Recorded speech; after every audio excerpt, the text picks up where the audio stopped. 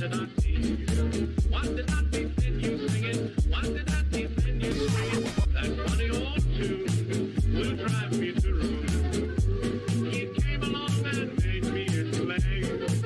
Now I'm craving things that I should crave. It came along and made me its slave. Now I'm craving things that I should crave.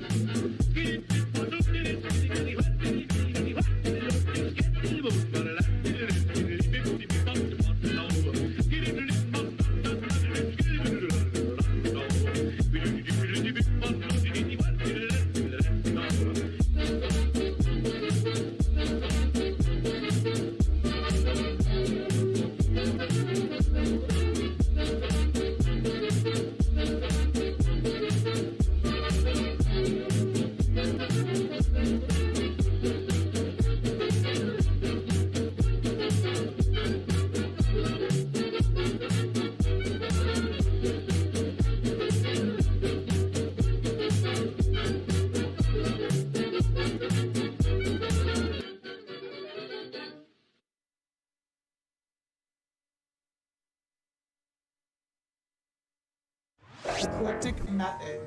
George Washington, baby! Just wait till I liberal everybody. George Washington, baby! Ooh, I tell you what, get ready. George Washington, baby! And you laughed at me, baby. Where they do put chemicals in the water to brain damage you and your family. Get the drugs ready. Hardcore super feminist, IOP Satanist, pesky Muslim extremist, communist, crony capitalist. It's over for the globalists. Racist, he's Barack H. Obama. His religion is hating America. Family out of Kenya. He's a top little mutilation pusher. Oh, we'll have lots of blood and semen. Hello everyone, welcome to another episode of Tinfoil Tuesday. I hope you're all doing well. The computers will make the decision. They I'll get to bit messages and gift subs in a second. I am so behind this month. Every day for the rest of the week I'll be streaming because I've been doing a bad job at streaming this last week or so I apologize for that. But I'll be streaming every day this week. So and I'm not for that, by the way. They turned the friggin' frogs gay. You are now a total mind slave. I'm so far behind this month too. And behind it are splicing little babies with fish. Humanoids crossed with fish. The New World Order isn't coming, it's here. You stand up to it like Paul Revere. Let me take these pills, and then we can start. Make sure you get your bingo cards ready if you want to play Tinfoil Tuesday Bingo. Of course, we'll be playing that like usual. We got lots of switches to flip. You like this switch? You like that switch? You want this switch? You like that switch? You like this switch? You like that switch? You want this switch? You like that switch? You want this switch? You like that switch? You want this switch? You like that switch? You like this switch? You like that switch? You want this switch? You like that switch? Liberal, I'm liberal. Liberal, liberal, liberal, I'm liberal.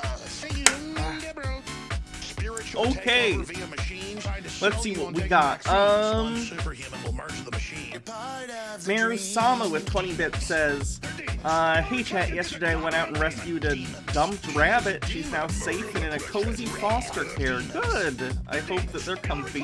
Overthought says, all hail the tinfoil queen, let's get crazy. Level 4 of the hype train complete. We're might get level 5 today. Oh, we already did. No, we did. We're 113% of level 5. Cool. Steve with a Q subscribes for 7 months. Thank you. 0M80 with 100 bits says, what fresh malarkey do we have today? Oh boy, you'll see.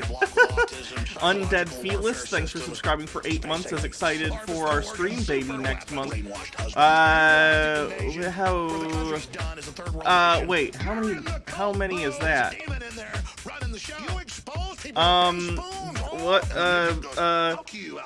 Hold on. If 1,000 bits is $10, 50,000. Is that $50? 0M80, thank you for gifting 5 subs to the community. Bumble Homestead, thank you for gifting 5 subs to the community. Lord Necro JZ says, looking lovely today, Hannah. Enjoy the last of my bits till next payday. Krizia, thank you for gifting 10 tier 1 subs to the community. Crystal Cat, thanks for 200 bits, says tinfoil time. We got any of that CC Chris on the schedule? We do. Quiet 185, thank you for subscribing with a 4-month streak. Hello, Baja.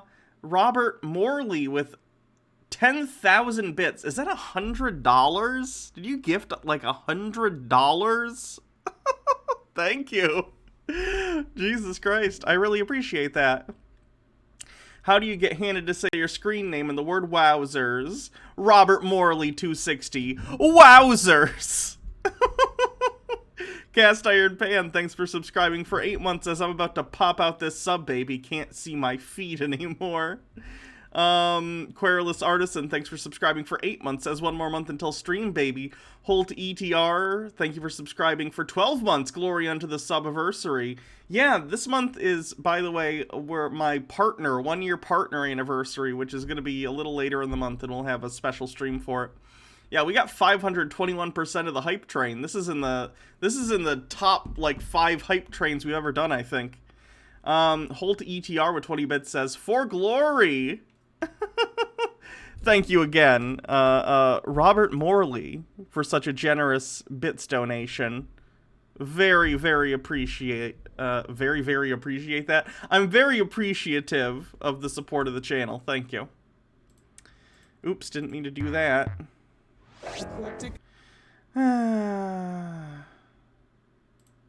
Dude, America first! America first! Get that through your head! Dude, Hydrate. America first! Okay. America first! You heard that? 1 minute left on the What? hype train. America first! Let's see how high we can get this What the bitch. hell, man? Dude, America first! America first! To all of you, let me explain one damn thing. America, America, America. Dude, you understand? America, Here still says America, level 3. America. It must be stuck. The point is, America's first. Sometimes it freezes America, for America, individual America. What the hell, man? Globalists, no! Goblins, no! This is it. Everybody get ready! America first! America first! Get that through your head, dude! America Fly first! West America Show, first! thanks for You heard gifting a that sub. word? What? America Quig the first! Chig, America thanks for first! subscribing with a 5-month stream. America first! America first! I should probably get rid of the spider horse. That's not really doing anything. It doesn't make sense without the context from the last stream. Doodleburb, thanks for 100 bits. Yasmin Way, thanks for subscribing with 5 months. So we got to 574% of the hype train. That's really good. Good evening and what? Tucker Carlson. Dude! Not today, Satan. Hype train success. Level 5. Let me don my tinfoil for y'all.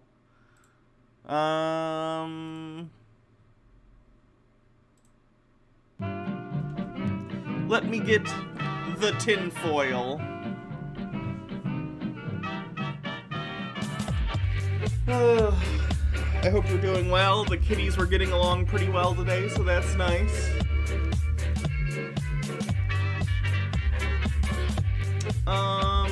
Sort of STH says, how's your voice training going? I feel like I could really hear some good progress during your last stream with Jake on YouTube.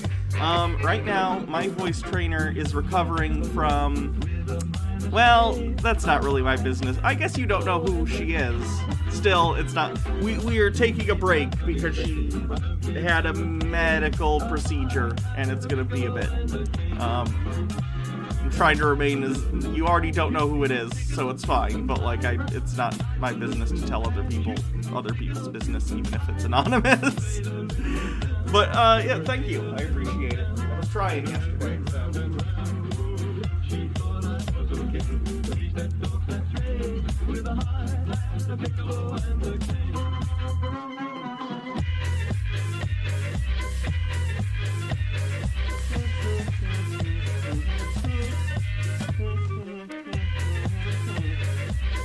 Happy birthday, Adia.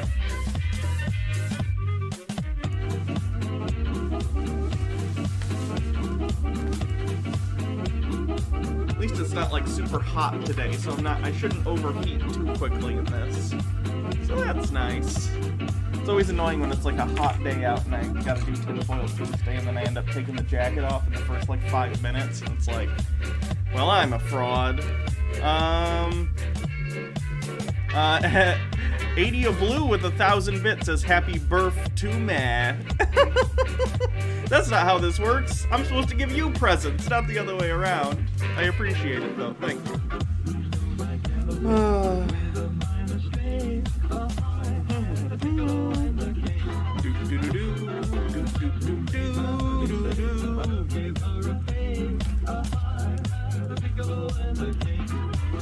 Adia says, your smile is gift enough.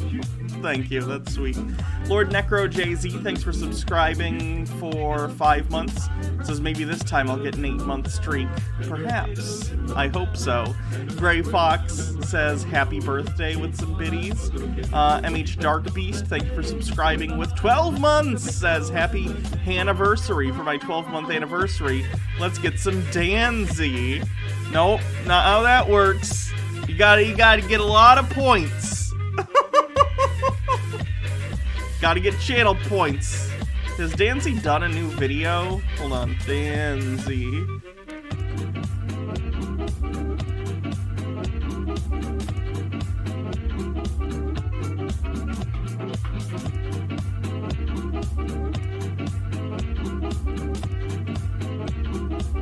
Bang Bang by Ariana Grande cover. I'm not familiar with that song. Have I heard the song Bang Bang? What do you guys think? Magnetar707, thanks for subscribing for 12 months as a whole year. Thanks for many years of entertainment on both here and TBR. Your humor helped me through some dark times with my OCD. Thanks for always making me laugh. Of course, thanks for watching. Towing says, can we watch Danzy instead of CC? She got a body like an hourglass, but I can give it to you all the time. She got a body like a Cadillac, but I can send you into overdrive. You've been I don't even know if YouTube's gonna detect this as a cover song. waiting for that. Step out, swing your bat. See, anybody could be bad to you. You need a good girl to play a man. Bam, bam, into the room. I know you want it. Bam, bam, all over you. I'll let you have it. Wait a minute, let me... Okay, that's enough. That's enough, Danzy. I didn't recognize the song, finally. Just enough to recognize the song. And then we're done.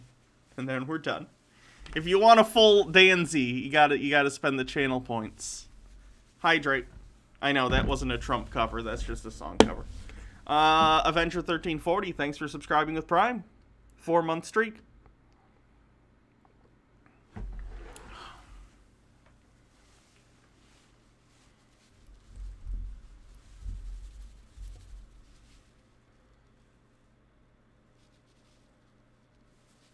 Hold on, my headphones tangled. Thrilling content. Doodleburb says, is this Red Letter Media? I was going to see this earlier. Glad I waited. Yeah, I thought this might be a fun cleanse. I think they're doing Star Trek trivia. And I wanted to watch it and see how we do. Because I know Star Trek enough. I think I could answer some of these, and I want to see how chat does.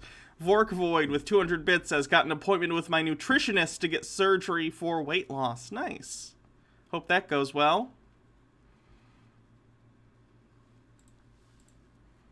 Okay, so we have a lot of stuff to do today. Okay, by the way, get your bingo cards ready. But speaking of which, I should probably clear off the bingo card from last week.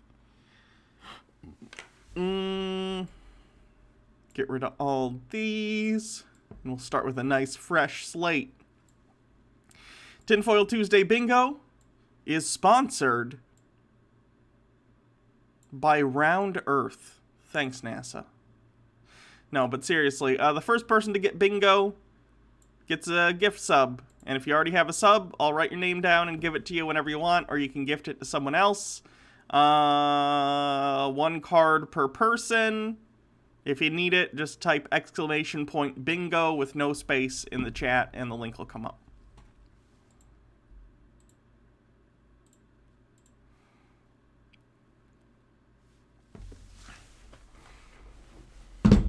Okay, let's get down to it. Let's get down to business to defeat the Huns. Okay. So, we all know that sovereign citizens and the conspiracy community, they're sort of one and the same at this point. I mean, sovereign citizen stuff has been a conspiracy from the beginning, but it's kind of its own separate pseudo-law thing, right? Unfortunately, these days, the sovereign citizen community also tends to have a lot of crossover with sort of Q and anti-vax conspirators. So, this sovereign citizen has decided to take it upon himself to go into pharmacies and steal doses of vaccines so he can go and test it to prove that, I don't know, what he thinks are in them. Microchips, 5G, Bill Gates semen, who knows? Whatever he thinks is in them, it's probably not, though. So let's take a look at him commit theft, shall we? I just want to read it. I'm taking the vaccine. I just want to read the vial thing. Okay. Blah, blah, blah. Background There's the music. vaccines in it? Love on time. Hey, you- Yep, that's will a thing. Taking my vaccine here, guys. We're gonna go test this. We're gonna bring it to the lab. I'm gonna investigate here. You got wood trade here. You can take the mask. Hey, Rob. And Sir. I'm gonna be taking this vaccine here. Don't touch me, okay? This is my vaccine. You ever film yourself committing a crime? What a genius. Guys. Just wanna, dude. This is poisoning people, okay? So He claims this isn't theft because he's like, well, the vaccine's free, so it's not theft. It is. There are like 6 doses in there. You're entitled to 1. Well, you're entitled to 2 doses if it's Moderna or Pfizer, but you get 1, and then like 2 weeks later you come back and you get another one. You don't get to take a whole bottle. It's not how that works. just taking my vaccine. We are That's not the one you're getting anyway. It ain't? It's a vaccine though, right? Okay, cool. I mean, I got it, so it don't matter. We out of here. Glad they didn't lock the doors on me. She didn't want to let me get it. But I got it again, guys. He says he got it again because this is the second time he has done this. He did this at a different pharmacy as well and stole a vial of vaccine. Yes, it is. It's the Johnson & Johnson one. Ugh, I had to finesse that one a little bit. Seemed like they were expecting it or something. But praise the Lord, guys. I got a full vial this time. Full vial. And they're definitely calling Is this not a crime? It is indeed a crime. on the cops. But let's check it out. Yep, the Janssen COVID vaccine. All right, to the lab we go. Apparently he went to some sort of lab, a private lab or something, and the lab turned him away. Surprise! They don't want to be party to his crimes. So that's fun. St. Paul sovereign citizen records himself stealing vaccines from workers. A 32-year-old St. Paul man has posted multiple Facebook videos of himself stealing Pfizer and Johnson & Johnson COVID-19 vaccines by pretending he wants to get vaccinated and walking out with the vials. Thomas E. Humphrey said on the videos he's a member of the Sovereign Citizen Movement, which is an anti-government extremist group that believes they are sovereign from the U.S. He also said on a video that he lost his business and home last year due to the pandemic restrictions and now lives in a van with his dog. He says on another video he has been diagnosed with bipolar disorder, but disagreed with the diagnosis. He and Marcel should hang out. Humphrey posted videos of himself walking into an Alina Health vaccination site in Oakdale and leaving with a vial of Pfizer vaccine, calling it, quote, poison. The following day, he posted a video of himself taking a vial of Johnson & Johnson vaccine from a CVS worker, again, telling customers that it's poison. The videos, which have racked up thousands of views and comments, underscore the struggle of elected officials and public health experts who are trying to encourage Minnesotans to get vaccinated, just days after Governor Tim Walz said 70% vaccination rate would lead to further easing of pandemic restrictions. Oh, hats off. That means I gotta get another accessory. I'm gonna go with the glasses. I like these glasses. According to Humphrey finally caught the attention of Blaine police after police were called to a quick shop where he took all the free sugar packets to draw some kind of analogy to stealing the free vaccine. The officers didn't seem to know anything about his vaccine theft and arrested him because he didn't have a valid license plate. He doesn't believe he's bound by law requiring them, he says in the video. So to be clear what happened, if you don't understand, 2 days in a row, he went to pharmacies and stole vials of vaccines, the Pfizer and then the next day Johnson & Johnson. People were telling him, this is illegal, you're stealing medicine. And he's saying, it's not stealing because they're free. You can't steal something that's free. And then to prove his point, he went to like a convenience store which has coffee and stuff for sale, and they provide free sugar packets if you buy coffee.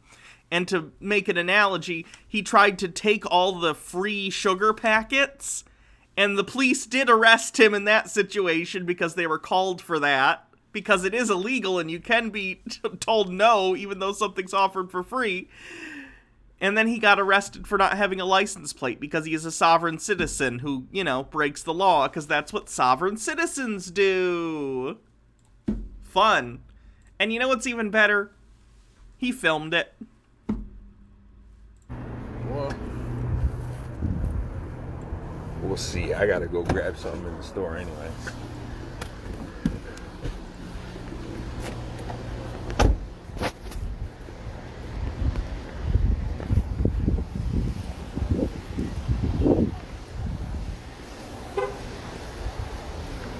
Pro How's it gamer going? move, Oh, you guys by gonna the talk to way. me? Don't film yourself All right, committing what's going on? crimes. I figured that because well, you guys are on Facebook Live. You guys recording this too? Yeah. What's going on? Honestly, there are very few phrases in English that are more pathetic than I'm putting this on YouTube. But you're on Facebook Live is up there. I'm not gonna lie. I took a bunch of sugar just now.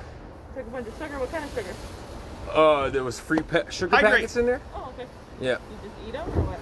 No, I ran out of sugar at home, and I was using it as an example, okay? Okay. Because, people are calling me a thief, and, I agree that it's a... Let me describe to you the crime that I've committed to illustrate that I've not committed a crime. asshole move to take more than, you should. But is it really a crime, though? I just took more than what I should have took. I was just using... If the store policy, I would imagine the store policy is something along the lines of, if you get a coffee, you can get sugar packets. They're probably not going to overtly police how many sugar packets you use for your coffee, but it's pretty clear that it's probably up to the discretion of the worker, right? You didn't even buy coffee, as far as I understand. You just walked in here and you tried to take a bunch of sugar packets, which are supposed to be for if you buy coffee. They're allowed to say to you, no, fuck you. that as an example. At that point, you can be trespassing, or they could consider that theft. Whatever. There was no crime committed. I mean, it's an asshole move. So okay, so anyways, I was just using that as an example. People are watching. I got a bunch of followers. And so I did it on Facebook Live. I'll bring the sugar back. I don't need it. I just did it as an example because, did I commit a crime? Well, let me first, Yeah. free sugar packets? Yeah. Okay, we haven't even been told about those. We didn't even know about those. Can you keep your hands very talking? Oh, yeah. We haven't even been told about the sugar packets, Oh. so you just said that. At least I haven't. Okay. If you took free sugar packets, that's obviously not a crime. I'm not Oh, okay. concerned about sugar packets. Yeah. The reason we're here is somebody called because you've been sitting here for a while, and they were concerned about your safety. They were Oh, concerned that okay. you were going through some sort of medical issue or whatnot. Okay. So we came here because they said you haven't been pumping gas. You've been sitting here for a while. Correct? Yeah, I've been talking to my followers. That's He's been acting so erratically at his phone that someone called the police to check on him. why. You've been on your phone. Yeah, Well, that's... I appreciate you not driving and going on your phone. Yeah, no. I've been talking to my followers. Yeah, But, that's we're not here over sugar packets. That's not, Oh, that's okay, not sweet. what Well, we're here about. I got to, from the horse's mouth, that it's not a crime. I can He apparently does get caught because he doesn't have a license plate, though. take as much free sugar as I want. But, yeah, no, I'm fine. I was just talking to my followers. Okay. Okay. Yep. How many times can he... no one cares that you have Facebook followers. My caveat to that would be is This video only has 11,000 views anyway. it's really up to the business. Like if they ask you not to, which Right. is kind of what I actually talked to the other. I would imagine also a lot of these views are people like me, because this got linked in the article, and I've seen this on Reddit and stuff, so I would imagine a lot of these views are people making fun of him. Employee, they don't want you doing that. I understand. It's an asshole move to do, you know. I mean, so, but, you know, just as an example, I can bring it back if they want, you know, but. I don't think I think more their concern is just if you're loitering in the lot, they're asking that you leave. Yeah, no, I actually am gonna get gas, and I'm about to get an energy drink. So I just been talking to my followers. So Okay. yeah. What is your name? I don't answer questions. Okay. Well, you did approach us. That's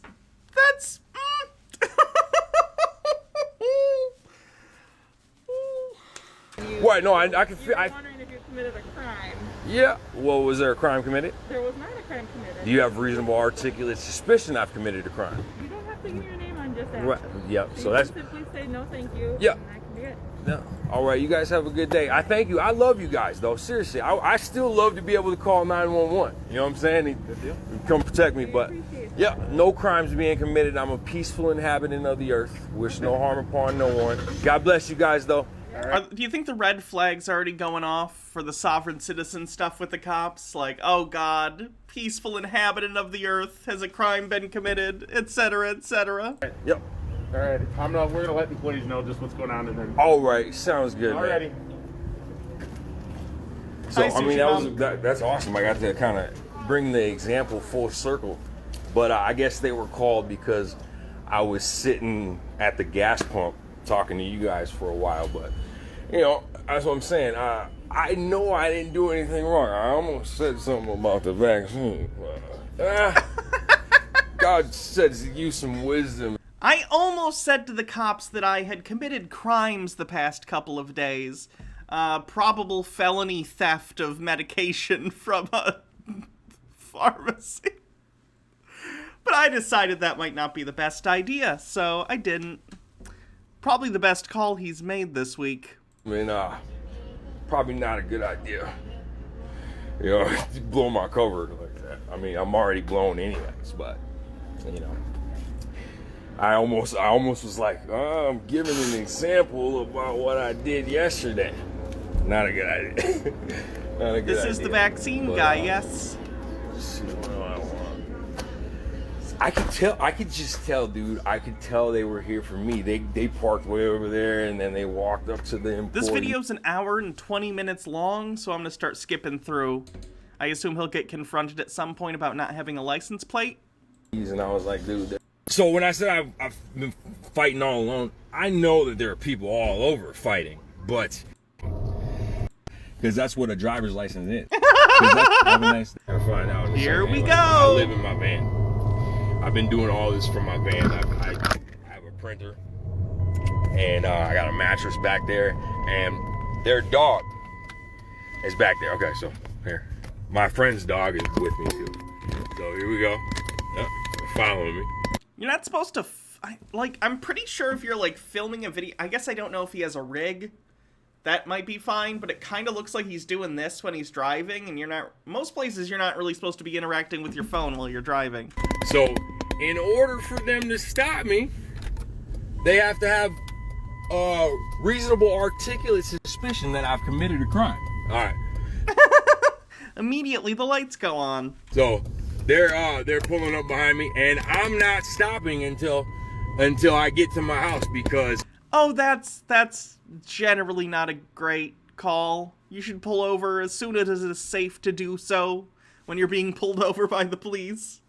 I have their dog with me. If you need to, like, let's say that it's nighttime. This is just general good advice. Let's say it's nighttime and you want to get to a more well-lit area, and you want to signal to the police, like, hey, I'm gonna pull over, just, like, give me a second to find a place. You can put on your hazard lights. They'll probably, know what's going on. They'll know. You're good. Don't Don't just keep driving. They're gonna assume you're running away from them. That's not good. And there's no emergency. So in order for them to actually put on their emergency lights, they actually have to have an emergency. That's untrue. I don't know where sovereign citizens get that idea, but that's untrue. They can put their lights on to pull you over. So I'm gonna drive to my friend's house because her dog is with me. Just because potentially they could. Potentially they could pull my car, tow my car. It's not registered, and I'm getting this dog home. So, why did you bring the dog then? Why did you bring the dog? I'm not running. I didn't accelerate. I'm going to... As we all know, it's not running from the police as long as you don't accelerate, okay? If I'm going 60 miles an hour, when they go to pull me over, as long as I maintain 60 miles per hour and don't accelerate, then it's not running, okay? A dead end. That's not true, in case I need to say that. If you're moving and they're telling you to stop moving, you're running. In here. So you guys are going to witness this. This is how you deal with public servants, okay? Thank God for this. Like, seriously, this all happens for a reason, okay? Alright. I think even the dog knows this is fucked up. That dog's expression is like, oh God, why am I in this car with this psycho? You guys get to witness this. Here's how you deal with public servants. It's alright, Coda. Do shit. I hope this dog doesn't bug me. I'm sorry. I noticed you, but I was a block away from home. I'm Doesn't matter. Doesn't matter. dog sitting. So this is my friend's dog. Oh, okay. Yep. Is it in the back seat or? Yeah, it's right here. Okay. Back here. I'm Officer Westland Police Department. Yeah. So the reason I stopped you today is you don't have license plates on your vehicle? Yeah, I do. Oh, well, it's not license plates. It's We the People plates on there. Yeah, but you don't have... That's not a license plate. Do you know what the license and license plate stands for? Minnesota issued license plates for your vehicle? Right, yep. This is private property. It's private property that you're using on public roadways. Do you have your driver's license approved? I don't have a driver's license. I cut it in half, and I sent it to the Department of Motor Vehicles, Don Olson, with a cancellation letter due to the lack of full disclosure on their end as my right to travel as an American national. He said the thing! He said the thing! I know. Okay, so this is what you guys have taken an oath. Do you have proof of insurance on the vehicle? I'm bonded underneath my nation's bond number. What book was that? Was that a Black's Law dictionary? What was that? So yes, it's not insurance. It's a bond. Okay, so okay. I will be able to cover my financial responsibilities if I damage someone's property. Yes. Do you have proof of that? Yes, I do. But this is the Constitution you guys swore to protect and defend. So I ask you guys, are you honoring your oath to protect and defend the Constitution today? Right now I am, yes. All right, thank you. So I appreciate it. explained you Have a what- nice day. No, this isn't how All right. Well, I'm just, Okay, well, let me I'm explain on to you. Facebook Live. I'm just showing this. This is all perfect. So That's fine, they can- I'm gonna grab my identification. Okay. All right. Thank you for asking. Yeah, no problem. I know it's The way he looks in the camera too, you can tell he thinks he's nailing it. He's like, yes, look at me, followers. I am fucking killing it right now. No, this is going so poorly. you guys are on edge, dude. Everybody's hating the police, and like, I definitely understand. I appreciate you guys. You absolutely, I totally understand what you're doing. And Yeah. I have no issues with it. The only thing on our end is that, especially like when we do observe a violation, we're gonna act on it, you know. Right, and I know you guys are just doing your job. That's one of those, sovereign citizen fake ID cards. I mean, you could always get like a non-licensed ID card if you just want something that says who you are. But obviously it's not going to be recognized by anyone. It's not going to be recognized by the state or the police or whatever. They buy these from people and expect them to hold the same weight as like a driver's license or some other government-issued ID. And of course it doesn't. It certainly doesn't give you the ability to drive on public roadways without a license. Of enforcing policies, but policies is not law. Policies, you know, and if I were to what is law? Law is common law. Common law. Common law is what we all agree upon. And we live in a society, Joker meme, and we live in a society where we have a representative democracy at the state and federal levels and local levels, where we have legislatures, like state legislatures, federal legislatures, Congress in our case, that people send representatives there.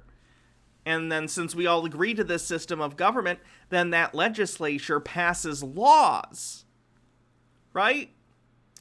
So that's the law, whether you like it or not, because you're part of a system in which people consent to that governance. You don't have to personally consent. Society consents. You know, you agree I shouldn't steal your stuff, right? That doesn't even have to be spoken. I agree that I should have the right to travel upon the world God gave me without having any... You can travel all you want, but you can't drive your motor vehicle on public roads, and I don't care if it's private property, it's on public property. You know, adhesion contracts to have to enter into, because that's what a driver's license is. It's an adhesion contract that is policy. So if I agree to you guys, and I agree that, you know, if I sign a driver's license, I'm agreeing to 6 stories of laws from jaywalking to vehicular manslaughter. But you understand that these laws in the Constitution has been well argued, and that the Supreme Court has determined that enforcing traffic and vehicle laws is a lawful act by law enforcement. Oh, it is, yeah. If I contract with you guys, yes, but this vehicle is not registered. I need to I'm get not sovereign registered citizen bingo at Yeah, some point, right. because So, this well, guy's that's not an nailing issue. it. It's Every just single space. Your laws operate within your property. So if I were to register this vehicle, then you guys have every right to tow it. You can ticket me. They already and also, do. If I didn't cancel my driver's license, you can also ticket me. You can take me to jail. But I'm a private American national, and am I detained right now? You are detained. Okay, so yeah, in order for me to be detained, you have to have a constitutionally lawful warrant signed by a real judge. No, they don't. If they were like coming to arrest you and it wasn't something that was, they don't need a warrant to arrest you necessarily if they see you commit a crime or have a reasonable suspicion that you have committed a crime, then they can arrest you. But there are cases where you need a warrant, like signed by a judge. This is not that case. They don't need that. You've committed a crime out in the open. You are currently admitting to committing crimes. The law applies to you. Otherwise, it's $1,000 a minute to be detained illegally. So I'm going to tell you right now that is not accurate. Oh yeah, it is. All of the gobbledygook that you're saying is not accurate. It's not gobbledygook, sir. It's accurate because I'm a private American national. Okay, that's the only reason. Call yourself That's not a thing. Right. That's fine, and you can abide by whatever you feel you can. But I'm going to tell you that when you're operating a motor vehicle on private property, which you were, you are subject. Public property. The cop fucked that up. Okay, to the vehicle laws and restrictions that every other driver in this country is subject to, whether you believe it or not. And Public I'm not gonna have roadways. Yeah, we don't have to. I'm not trying to argue. Nope, I exactly. love informing you guys too. You know, We're here to learn too. Yeah, for sure. And We're I'm also here to Okay, I'm gonna skip ahead because there's an hour left in this video. move this. No, I'm not doing that. The terminology of them. All of them are bad. These are actually, and no, not all of them are bad. These are actually good guys. These, you know, she's getting trained. He's really, I mean, and he's probably on his P's and Q's because, you know, he's got a pretty girl. Ew. You know, he's training and trying to, you know, he's trying to show how to, Why's he gotta be gross on top of being wrong? you know, be a respectful law officer. So I thank God for his training because he's doing a for they know not what we love. That wouldn't be worse. Here's the responsibility. Oh yeah, the last bit of this is just like he just throws his phone on the car next to him, or in the seat next to him rather.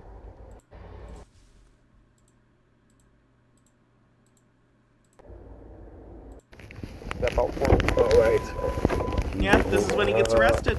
My keys right on the floor. No, I'm taking them. All right. I have not been combative. You guys, we're not. You guys don't have to grab me hard. I'm compliant. Don't worry about it, okay, guys? So this is cool.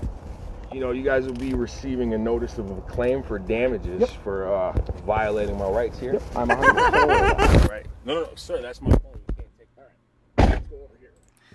So he got arrested. Let's see what the rest of this article says. According to the Anoka County Sheriff's Department website, Humphrey was jailed and released Thursday. The site doesn't say what he was arrested for, but on Humphrey's Facebook video, officers told him he was being arrested for obstruction and misdemeanor violations.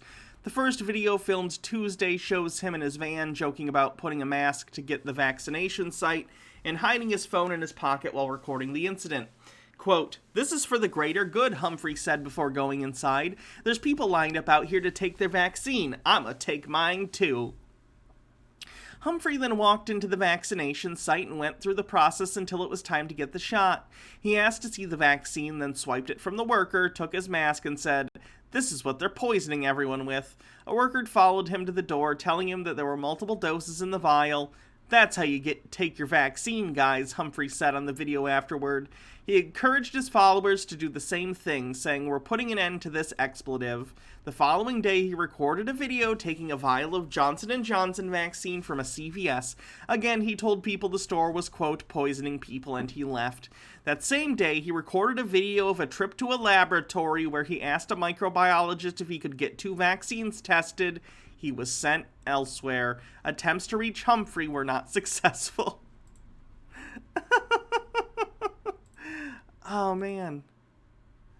What a wild guy. I'm saving him for another time because, I have a feeling we're going to be seeing more of this guy at some point. I'm assuming he got released from jail, because he's probably I assume he has a court date for the lack of license plate thing. And I think, did they say resisting was one of the charges? Either way, interesting story about a disturbed individual who's fallen, unfortunately, for a lot of different conspiracy theories.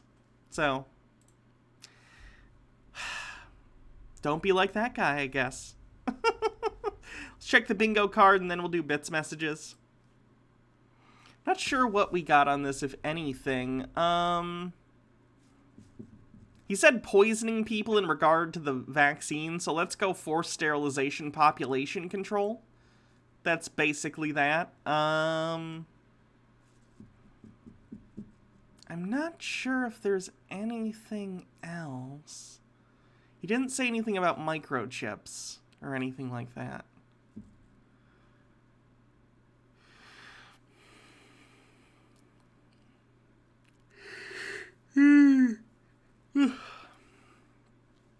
I don't think he said anything about a deep state or anything like that, so I think that's it.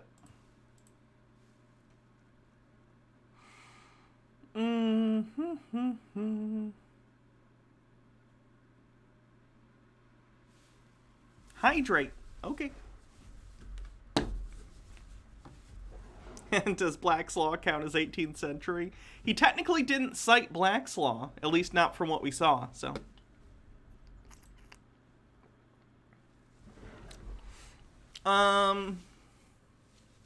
Poonages, thank you for following. Shambles, thank you for following. Urban Heat with 90 bits says, "Thanks for the dope stream today, Hannah. Take the rest of my bits." Thank you.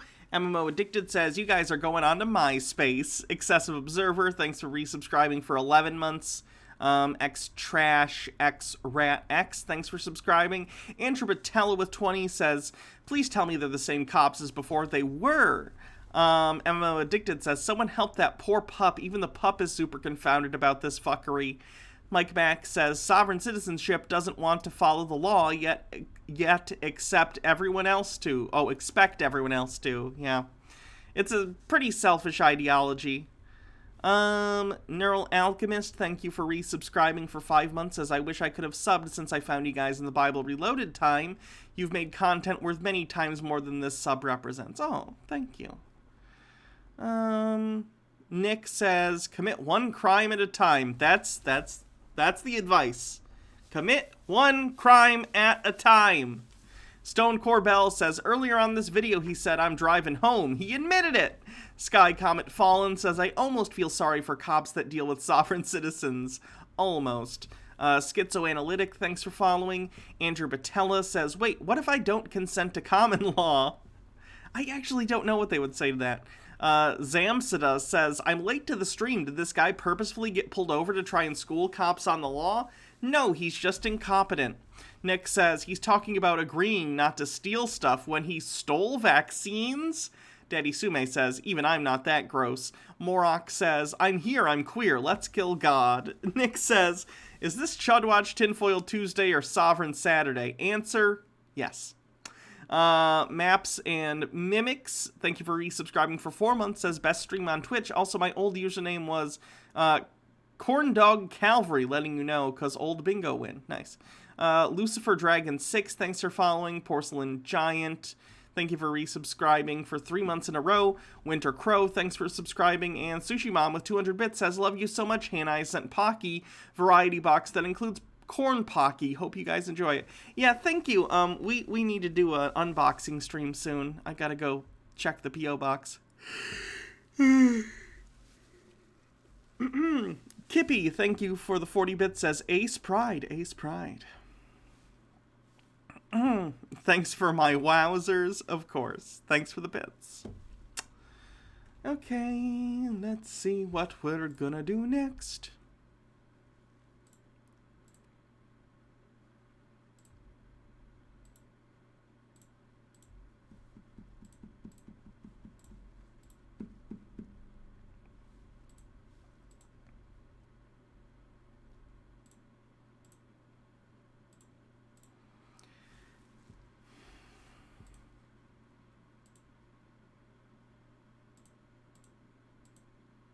It's tough. It's tough to pick.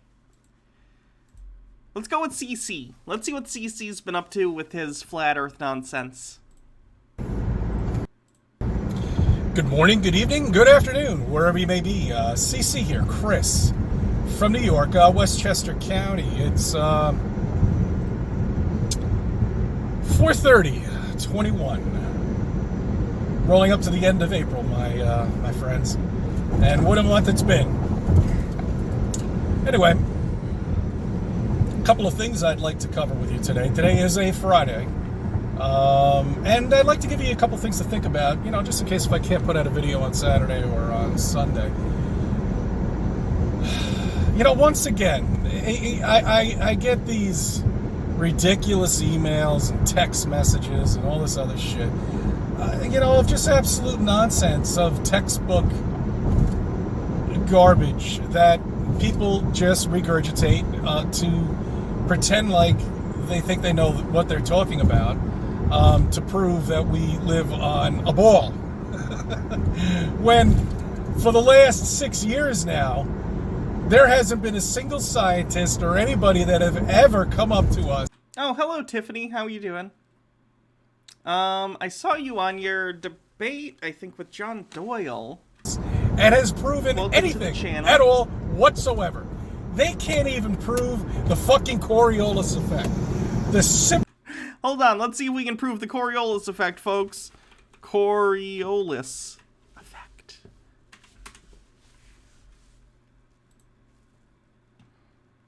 I think hurricanes and typhoons are a pretty good one, considering they happen regularly, and we observe that they spin different directions depending on the hemisphere. So I can't even imagine talking to John Doyle. He's so gross. I don't even know. Like, Bryson's bad, but Bryson's honestly, like, really dumb. Like, he's just ignorant. So I almost feel bad for him. But John knows exactly what he's doing, and that's what makes him worse. Simplest freaking thing to prove. Very easy, isn't it? Should be a simple thing to prove, I think. But you see, the amazing thing about it is we have sharpshooters themselves who even say the Coriolis effect is non-existent. They don't take it in any case at all when they're trying to shoot from a long distance. Do you think they're shooting from one hemisphere to the other? Why what? Same with the people at the Navy, with the missiles. No Coriolis effect at all whatsoever. The spin of the planet. The Coriolis effect is like about free-form systems like hurricanes and typhoons or large bodies of water. Like, what? That we live on at 1,000 miles per hour, right? The so-called planet. They can't even explain to us why clouds don't move.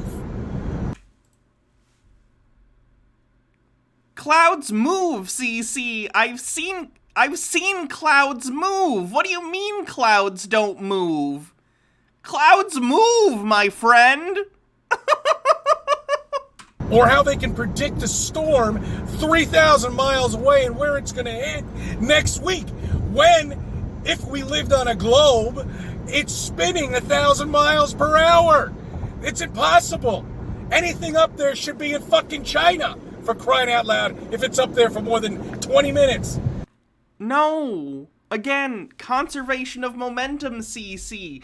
The atmosphere moves along with the surface of the Earth, not directly one-to-one. The atmosphere is the atmosphere. It's a fluid, right? But overall, the atmosphere does turn with the Earth. And if you jump up in the air, or if you take off in a plane, you're still in the substrate that is the atmosphere. What? How there's no effect on planes landing? Do you realize how difficult it would? John is very stupid. Oh god, I just think John's evil. I don't think he's stupid. I think he's wrong, but I think he's just like a fascist, right? Like, I guess they're not mutually exclusive, but I think he's more just like a maniacal piece of shit. To land a plane if we were spinning at 1,000 miles per hour. Again, CC, we're not spinning at 1,000 miles per hour. You're applying linear velocity to angular momentum. We're talking about the fact that, like, the Earth spins at 15 degrees per hour.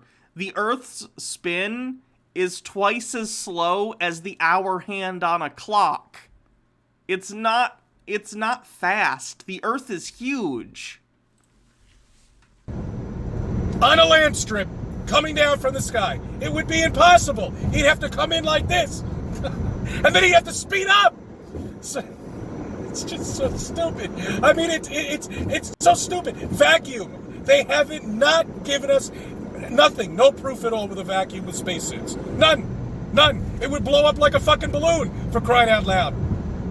But yet we see them in space moving around with their fingers, going like this, touching bolts. And why are all the electronic devices outside of the ISS? That's a good idea.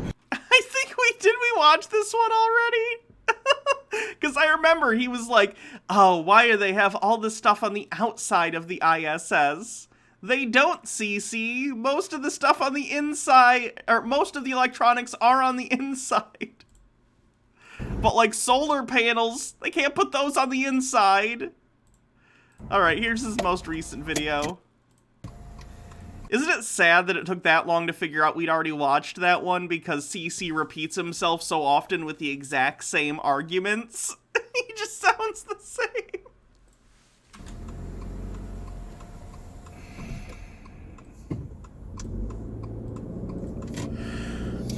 Good morning, good evening, good afternoon, wherever you may be. CC here, Chris, from New York, Westchester County.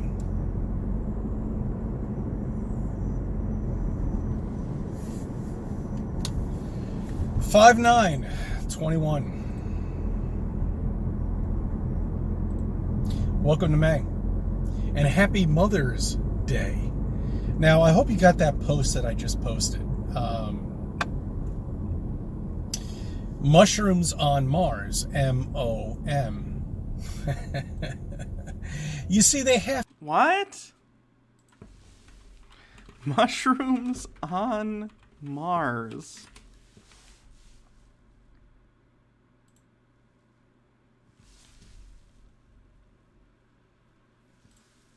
Did someone try and claim that there was a NASA photo that showed mushrooms on Mars or something? Why?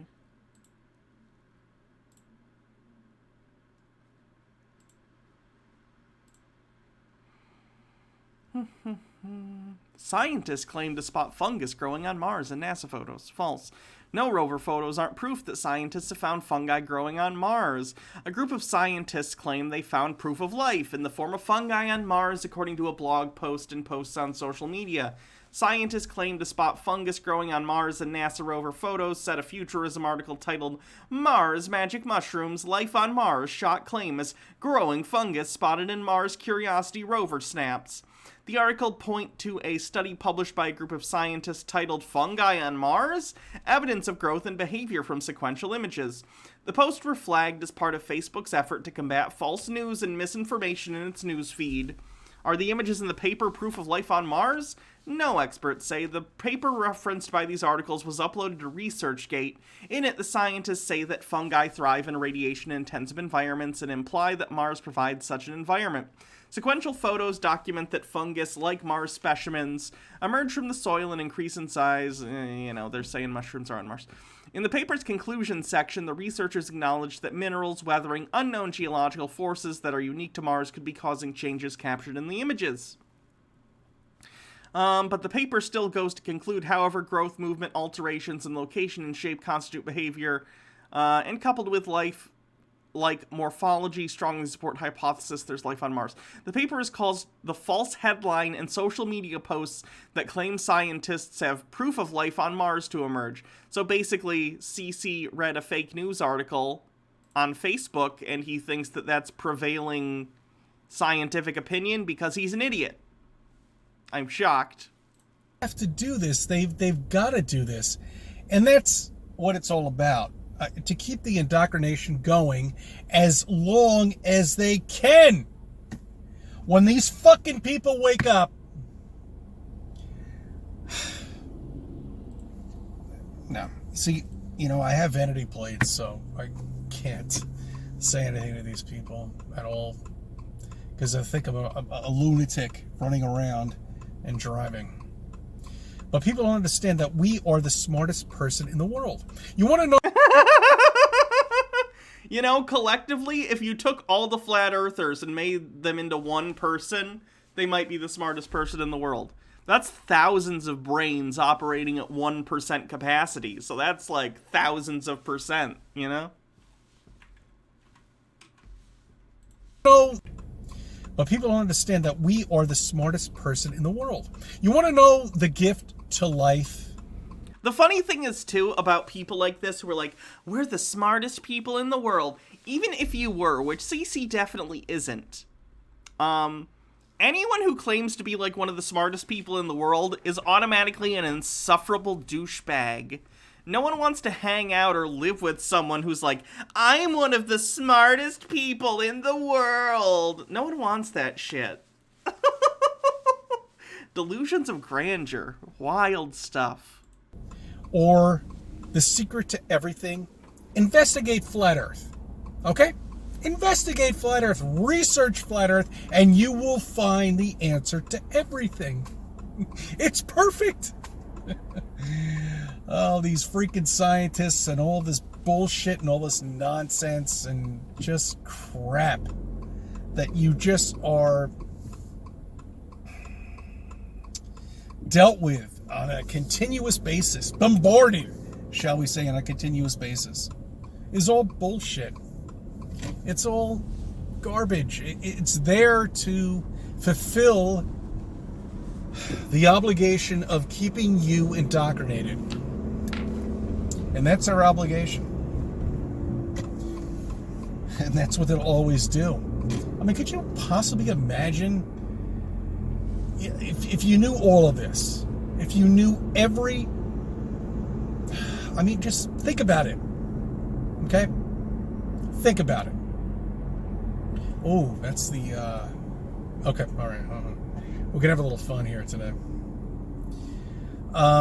But I mean, once you know the truth, once you understand the truth, once you grasp the truth, once you do your research, you'll understand what we're living on. You'll understand the Creator. I was never really before Flat Earth. Before I woke up, I should say. I always thought we were an accident in this universe and all this other bullshit that they trained you to think that we live in. I never realized that there is a creator out there. This is so unintentionally revealing that the entire reason that he got into Flat Earth and presumably now some sort of spirituality is because he couldn't deal with the idea that life is random and that we just live on a rock floating through space. Like, it broke his brain and he's like, I can't handle that. Time to retreat into delusion. I'm the universe's most special boy. I'm a big brain. I'm the smartest person on Earth, and we're all created by a wonderful creator. Like, this is hardcore cope. This is bad. Whoever it may be. I'm not just a public transportation driver living in New York. I'm the smartest man on Earth for thinking the Earth is flat. Woohoo! Loves you. Created all of us. I don't know if it's hell that we're living in right now. I have no idea. It could be. Maybe that's the choice. Maybe that was your choice to make. And that goes back to the digital world. The way they're chemtrailing all over the place. I was trying to get a couple planes today. On my camera.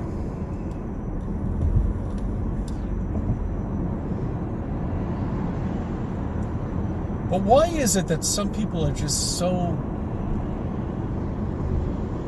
stupefied? They just don't realize what's going on.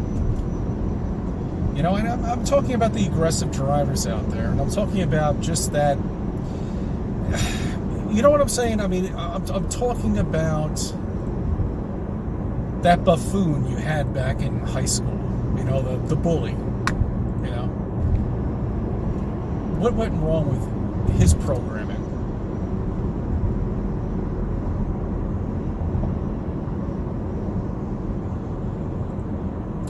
Because that buffoon you met in high school is now driving 100 miles per hour now on the highway and tailgating you.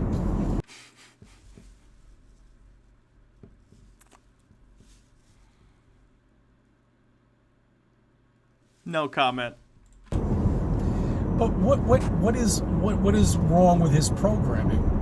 You know, is there any way of getting that person back to reality, understanding exactly what we live on here? He actually doesn't drive a bus. He drives wheelchair accessible transportation. It can hold like 4 or 5 wheelchairs, 4 or 6 actually, I think.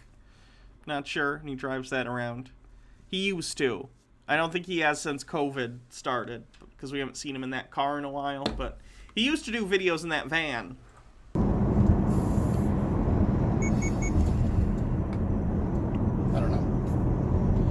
I don't know. Happy Mother's Day to all the moms out there. All right. But what Oh yeah, this is a Mother's Day video. Why? How is this related to Mother's Day? I see these ridiculous photos from NASA, and this bullshit, and the initials saying "Mom." It just pisses me off beyond fucking belief. I mean, it's so fucking obvious. It's so fucking obvious. It's unfucking believable. I mean, I just, you know, I mean, it's right there. It's spelled out for you. Everything is. And people just, they're running around, living their lives, and not knowing what the truth is.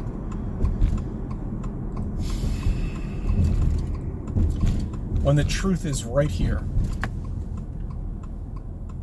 The truth is, I mean, it just looks so picturesque. I wish I could show these chemtrails right now and just the cloud cover and everything like that. I mean, it's just unfucking believable.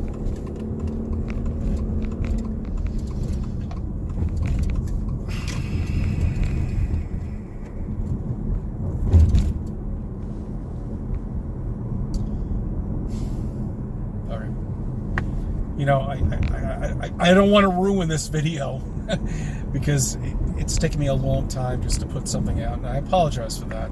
And I know the Pink Floyd thing with the amused to death, if you really look at the words and everything like that, I mean, Pink Floyd knew the earth was flat. All right, right from the beginning. All the way back to... Wait, what? Why is this the video now? Why? The Dark Side of the Moon and all the videos, all these musicians, all of these We people... don't need no education. Then they see a CC video. Maybe we need some education. Knew exactly what they were getting themselves into. I kind of wish CC would be a little more like a brick in the wall, you know? Conform a little bit. Stop being crazy. By creating this music to indoctrinate us. Mother, do you think the earth is flat?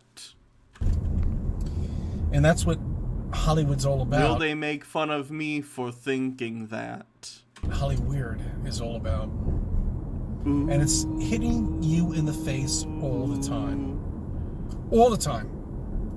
Gonna go and drive a bus. All right. I thank you for subbing and viewing my videos and let me be a part of your life. CC's his videos get less and less. I don't even know what his videos are for anymore. I'm so confused. Like, he did 2 cooking videos. I don't know. CC. I don't know what to tell you.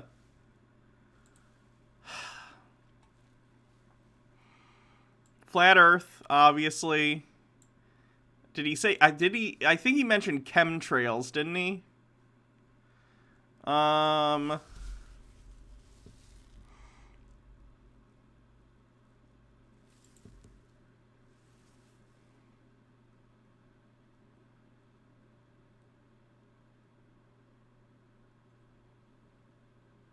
Oof, Altered Rin, I'm so sorry.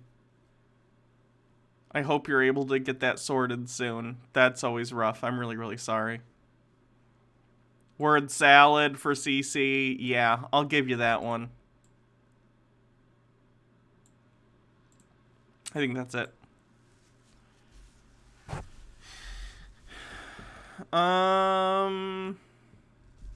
Tiffany Starr, thank you for following. Andrew Batella with 20 bits says, put something like a spinning wheel in water, wait a while, since the earth wasn't created yesterday, put some dye on the water just next to the wheel. What does CC expect to see? Andrew Batella says, I heard that as royal, we are the smartest person. Pyromancer says, just wait till he wakes up and realizes we're all just part of the windfish's dream. Tea with Goblins with 100 bits says, conspiracy theorists, religious fundamentalists, work from an assumption that the world must conform to the reality that makes them personally feel better about their place in the world. They are the first to shriek facts don't care about your feelings, whilst insisting that there must be a divine creator because the idea of a chaotic universe gives them existential collywobbles. It's so intellectually dishonest. It is, and it's also pretty sad. Tucker White says, effing hell, Hannah. First you start doing videos at 5:30 instead of 4:30, now you're starting early again. Learn some consistency and have some bits. Thank you. Crimson Omega says, I finally got out of jail. That was hell. Nick says, this video is just a stream of consciousness at that point. It is a CC video. Tea with Goblin says, we don't need no peer review. We don't need no globe-shaped earth. Hey, CC, Leave the weed alone. I'll take it. Highly and Derp, thanks for resubscribing with 12 months. Happy Hanniversary. Says, holy crap, an entire year. Congrats, Hannah, and apologies to your poor brain cells for dealing with so many conspiracy theorists.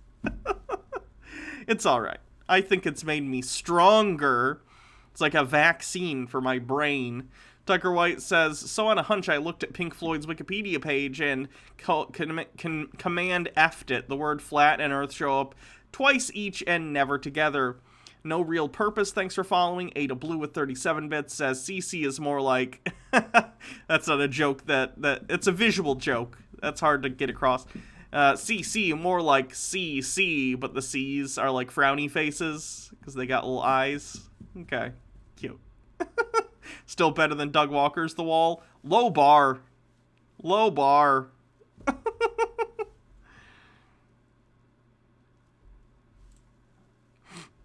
Let's see, what are we going to cover next? We just did Flat Earth, so I'd prefer to do something else.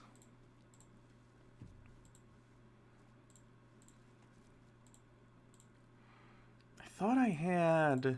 Gosh, what did I thought I had something different.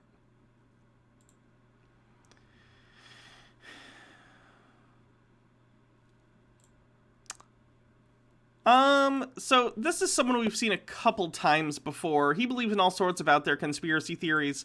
This time he's going to look at geographical features that appear, I think, in the desert, and is going to claim that it's an ancient city that is turned to stone. I'm not sure what his justifications are, but I'm very excited to hear them. A highly advanced civilization turned to stone. Something so catastrophic, entire cities literally vanished instantly. This is from the... Whoa! A 400% return in a single week on an investment? That's what I'm talking about. That would be a scam, because no investment does that. Does it sound far-fetched? And don't be like cryptocurrency. Cryptocurrency isn't an investment, it's a gamble. Because investors have figured out how to do it. Dogecoin spiked 400% in a single week. It started out as a joke. His shirt, if you can't read it by the way, says COVID-19 social engineering. It's now I'm assuming he's a COVID denier. Top 10 digital currency worth about $40 billion. Have I been following the craziness of the Love One cult recently? I'm actually not familiar. Millionaires are being made overnight. And this is why I love Trade Genius. It's vital you find out trends like these before the general public does. What is Trade Genius? It is a network of some of the best traders in the world who make a full-time income from cryptocurrency, stock market, and other opportunities. It doesn't matter if you've never traded before, if you've been trading for decades. There's always something new to learn in the active chat rooms, online training courses, and coaching programs. Can you send a link? Sure. It's I'm going to have a mod world. check it. So stay ahead of the game. Sure. Go to tradelikeagenius.com, get the huge discounts on their bundled items, and let them know Leap Project sent you. See you in the trading rooms. Cuneiform Parallels of the Old Testament, Ancient Cuneiform Parallels of the Old Testament. It was a book that was published in the early 1900s, and these tablets were discovered in Babylon from archaeological digs in the 1800s, and the information parallels the Old Testament. Did he mispronounce Dogecoin? I didn't notice. Now, right here, this is describing the flood story in far more detail than what you'll find in the Bible on the shelves. And I'd like to just read a couple of excerpts, and then I'm going to show you photographs. I'm assuming he's talking about the fact that other ancient civilizations also had global flood stories. This is actually pretty interesting. I watched a documentary on the origin of, I think it was Samaria and Babylonia, and how a lot of people were basically pushed into that area and ended up developing a civilization there because there was a coastline change in the area where it pushed people a very far distance, and the coastline completely changed and pushed it up towards where Samaria ended up being. And they think that might be the origin for a lot of these global flood stories, because so many different civilizations ended up growing out of Sumerian civilization after time. Of course, people ended up moving on from there and took those flood stories with them that evolved into different flood stories, whether it be Noah's Ark. I think it comes up in Gilgamesh. It's pretty interesting stuff. Graphs of Fisher Towers in Utah, close to Moab, that look like massive buildings turned to stone. If you've ever been to India or Massive buildings turned to stone. If they're ancient buildings, they're probably already made of stone. What did you think they made ancient buildings out of? or the Middle East, there are locations out there, archaeology, that we are not able to duplicate today. We're talking buildings, multiple stories, that are one piece carved from stone. How did they do it? Laser technologies, mind over... Ancient masons are spinning in their grave. Fucking lasers? No! I had to shape the rocks, you dumb asshole. over matter. Fascinating. We'll get into it. So, thank you very much for being here with me. The first one I'd like to share with you is the actual location. So, this is the map. This is the location. If you do a Google map search, type in Fisher Towers, and you can see the red dot over here towards Castle Valley, kind of close to Colorado. By the way, he's not even really talking about like an actual ancient building that's been found. I'm pretty sure he's talking about geographical features that he is claiming are buildings when they're not. They're just, I can't think of the word. You know, in the desert, they have those outcroppings of rocks that are, I can't think of the word, but he thinks those are buildings. You'll see Moab, Spanish Valley. So it's about an hour outside of Moab. And you zoom in here. Mesas or buttes? Mesa? Probably mesas. And then let's hit... Let me see what mesa looks like in Google. Mesa? Makes me think of Jar Jar Binks. Mesa Jar Jar Binks! Yeah, mesas. I think he thinks mesas are buildings. Satellite. And just look at the extreme landscapes. It's almost like you're on Mars. Got the Colorado River here, which leads through the Grand Canyon. The Canyonlands are not too far away. But the Fisher Towers in particular are what I would like to share with you. I have over 100 images, high definition, and it's as if they were immediately vitrified. So... Adia Blue, thanks for the 1,000 bits. Ha ha ha. Boots. Buttes. Let's look at the photos here, but let me read to you the Fisher Towers description from... Let's see what it says. Fisher Towers are a series of towers made of Cutler sandstone capped with Moenkopi sandstone and cracked with a stucco of red mud located near Moab, Utah. The towers are named for a miner who lived near them in the 1880s. The towers are world-renowned as a subject for photography and for its classic rock climbing routes. Wiki, the official explanation. The Fisher Towers are a series of towers made of Cutler sandstone capped with Moenkopi sandstone and caked with a stucco of red mud located near Moab, Utah. The towers are named for a miner who lived near them in the 1880s. The towers are world-renowned as a subject of photography and for the classic rock climbing routes. So the location, close to Moab, 16 miles to the southwest, Moab is. This area is generally accessed from Fisher Towers Road off of Route 128, which is beautiful, and it runs along the Colorado River. So the towers lie just south of a larger mesa, which they are emerging from on a geological timescale. About 1,000 feet north of the main formation, there is a tower which has only partway emerged from the mesa. Thing. Sorry. The towers are composed of It'll be three on major YouTube later, fins though. of rock that run from the northeast closer to the mesa out of the southwest and into a desert valley. The fins are between 1,000 and 2,000 feet Okay, he's just describing the long geographical and separated from features each of other this from thing. Fisher. The ridge line of the fin drops considerable before reaching the western formation, called the most striking of which is the corkscrew summit. The middle fin is split into two very distinct towers, known as the Echo Tower in the east and Cottontail in the west. So, let me show you some photographs. This is on the way to Fisher Towers in the Rubicon. I assume that's them off in the distance. They look cool. And this is one of the signs you'll be greeted with that shows you the geology, the climbing routes here. You can see this guy on top of this. The massive towers themselves. And so let's look at the geology here. The layers of Fisher Towers are composed of soft sedimentary rock Their colors differ depending on the amounts of iron they contain. The darker upper portions of the towers are sandstone, part of the Moncopi Formation created about 245 million years ago. Was it really? The middle to lower portions of the towers are mudstone, sandstone, and conglomerates, part of the Cutler Formation created about 290 million years ago. So, over thousands of years, the soft rock weathered down to the spectacular shapes visible today. Or was it a civilization that immediately vitrified from major plasma storms and Venus?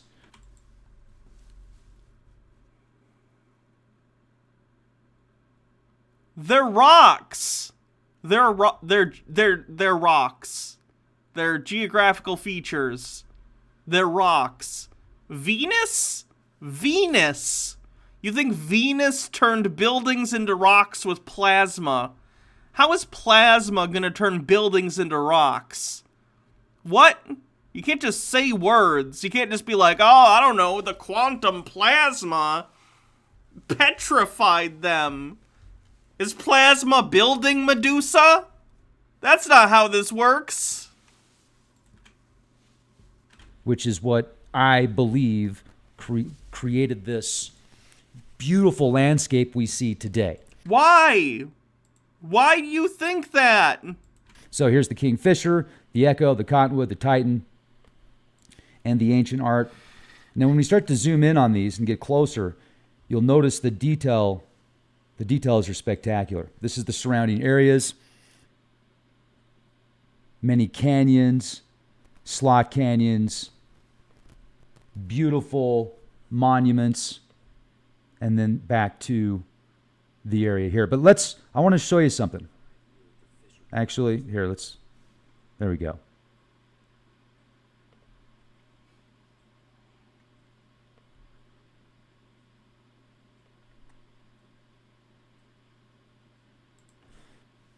So I'm going to zoom in.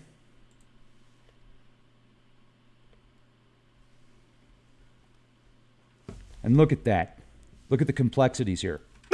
They're just rocks. And you can see like different stratas. Is that the word? I don't know if that's the word. But you can see sort of horizontal lines because geographical stuff happens over time, so they have different layers. Sort of like how rings have trees, or how rings have trees. Sort of like how trees have rings. When you look at geology that's like sort of exposed like this, often you will see layers because rocks can be made of like sediment that deposits over time, and you can see that happen in layers, or there's different reasons for that too. I wish Broha Blast was here. He knows about rocks. That's part of his degree that he got. He has a master's, and I think he knows about geology. And then let's take this and look at some of the towers in India with all sorts of Broha Blast, Baha's brother, my girlfriend's brother. Dates. I mean, they say these are 800 years old. Some people say they're 80,000 years old. We should look at the pole position of the star to these, if there's an alignment. He's in his room. Oh, Mr. Blast is here. Hello. Alignment that we can link, and then we could date these based on that or use that as some evidence. These actual buildings look nothing like the rock structures that you're claiming are buildings. But this is the Aswara Temple in India. And my good friend David said, you know, those Fisher Towers look like these towers. No, they don't. No, they don't. And they do. But much older. And these things are ancient. And the details are phenomenal. So clearly, there's something else to it. Now, this is the Aswara Temple. This is another one that is very similar that they say was carved out of a single stone. And it's beautiful. It really is. But this is not the same thing as the other things you're looking at. The other thing is just a geographical outcropping. It's beautiful, but it's not man-made or made by any intelligent anything. a single boulder. Look at that. And then there's the Sapphire Project with a completely new set of physics and ideas on, or I should just say a completely new theory for how stars are formed, how they work, how plasma works. And when you connect this with the ancient mythology of the gods. Oop, ancient wisdom on the bingo card. Ancient wisdom. And you look at the archaeological sites and the petroglyphs and the information left in stone. See here, vitrify is to convert something into glass or a glass-like substance, typically by exposure to heat. Vitrification. Okay, but that's not turning something into rock. That's like when lightning strikes the beach and it superheats the sand into a glass-like substance. That's not what's happening in this case. You're pointing at rocks. They're rocks! It is to convert into glass or a glassy substance by heat and fusion, to become vitrified. Now, if you look at the Grand Canyon and you look at areas in the Four Corners, and we're going to go back and check out these towers. This is likely an ancient civilization, at least 50-50, which 50%...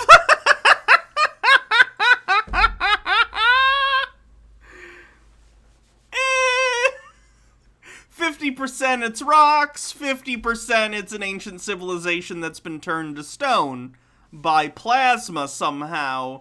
Plasma has vitrified it, even though this doesn't look like glass, it's just stone.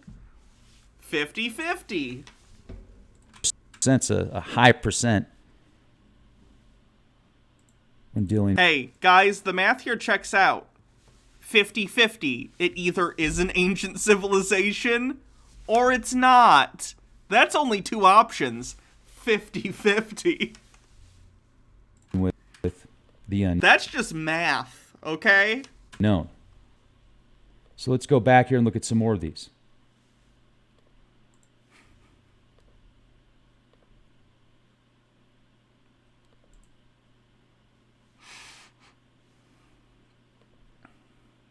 He keeps showing me rocks, expecting to be like, oh, like buildings are tall, and these rocks are tall, so these rocks must be buildings.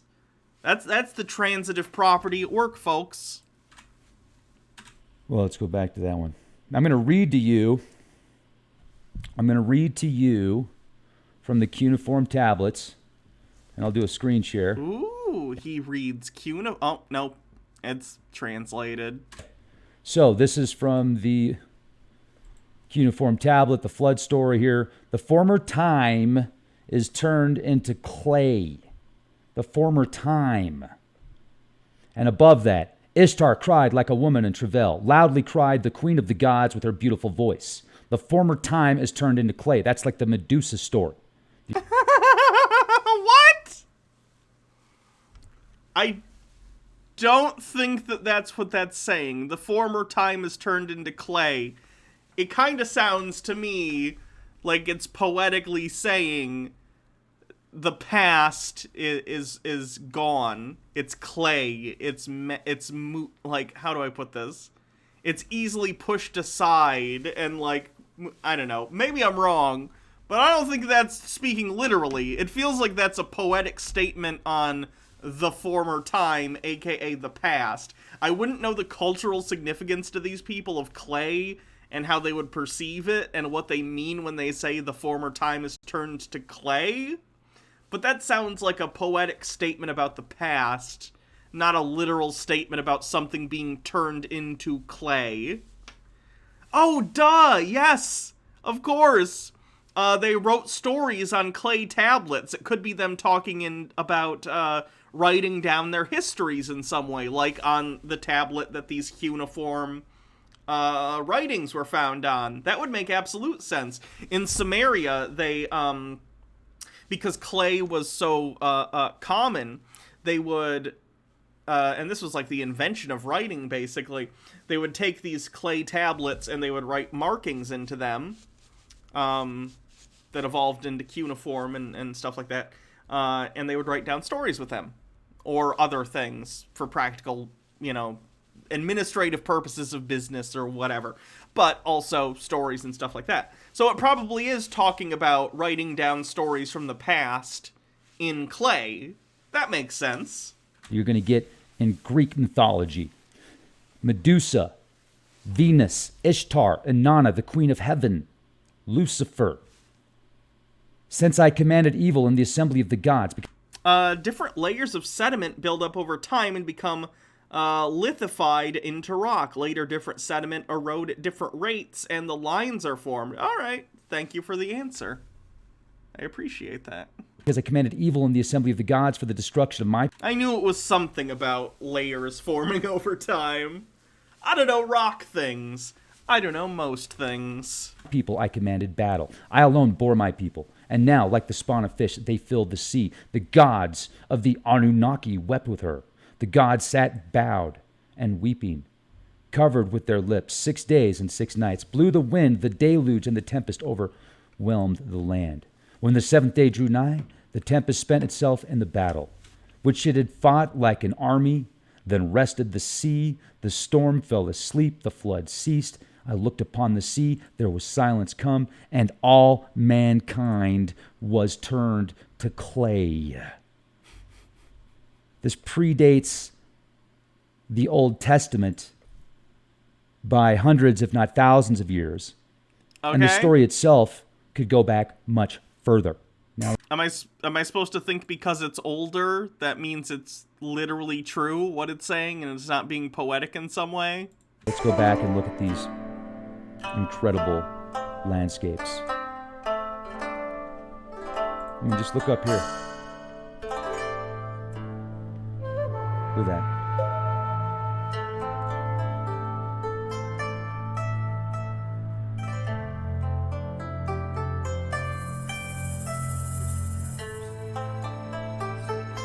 They're rocks!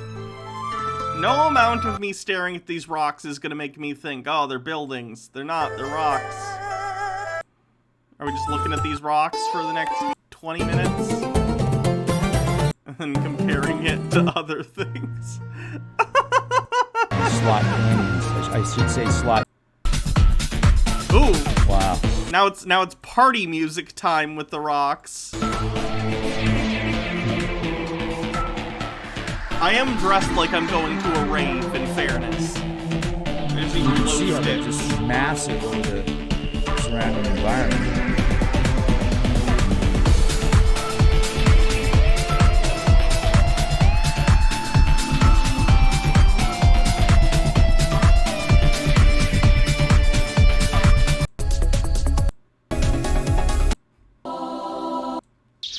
So he thinks these rocks are buildings. They're not. They're rocks. I don't know what else to say about it. Okay, we're gonna have a little bit of fun, okay? We're gonna do Star Trek trivia as a cleanse. Courtesy of Red Letter Media. So let's see how well we can do it. That was fun. I did worse than I thought I would, I'm not gonna lie. Bits, messages, and then we'll move on to more conspiracies. T4T is AGP. Thank you for following. Colston with 20 bits says, speaking of Dog Walker, are we ever gonna watch his rendition of The Wall on stream? Oh, God. Maybe eventually. We've watched clips, but I've tried to sit down and watch it, and it's fucking painful. Morok says, so I hate to be talking about this in a public forum, but money has been tight lately. My ex-boyfriend dipped and left me to take care of the rent on my own here in Silicon Valley. I'm slowly running out of money and soon will be broke. I had to take out a loan to make rent this month, so I'm thinking of putting together a GoFundMe to ease some of that stress for bills like groceries. If I was to do that, would it be okay to share it here? Of course. Share that link whenever it's ready. Nick says, WTF is on his shirt. I didn't notice. Doom Smoothie says, my dad asked me to make mock conspiracy designs for t-shirts. I'm gonna make them as wild as possible. That'll be fun. Ada Blue says, nonsense. Licensed traveling Earth Pancake Hotel Trivago. Nick says, so someone hit my apartment building with a car. Not my apartment, thankfully, but WTF. People don't pay enough attention. I know we haven't watched A Boldly Flee yet. I'm putting it off. Von Tuck says, Doug Walker brought up taking the opportunity to get this thought off my chest. Sorry, Hannah.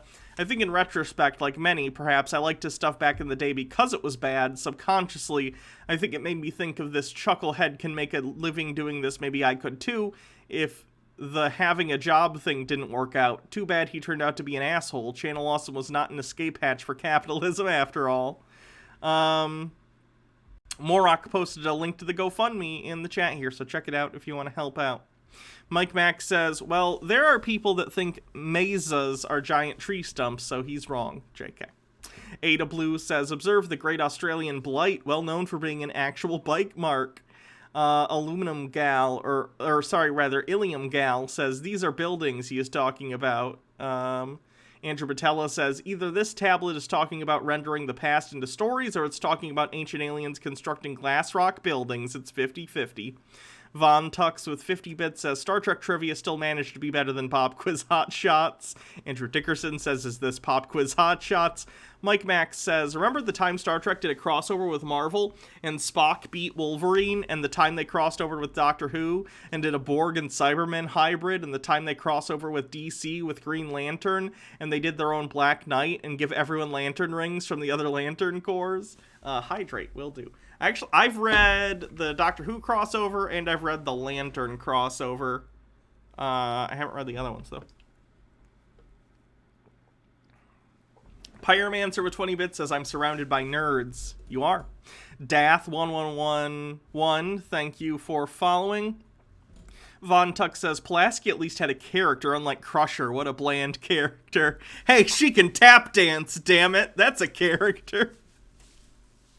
MMO Addicted says, fun fact, the cat name is actually not an indication of his racism. It was a childhood pet who was taken in with the name, which was not uncommon for pets at the time. You have plenty of factual evidence of his racism in his early writing.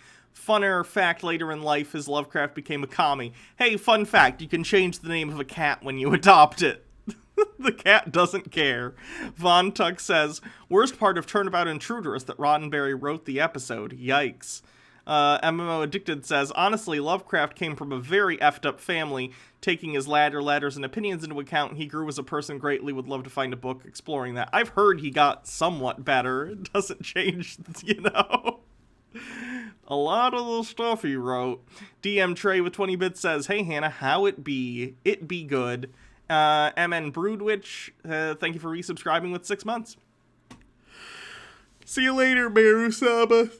Thanks for stopping by. Okay, what conspiracy are we gonna do now?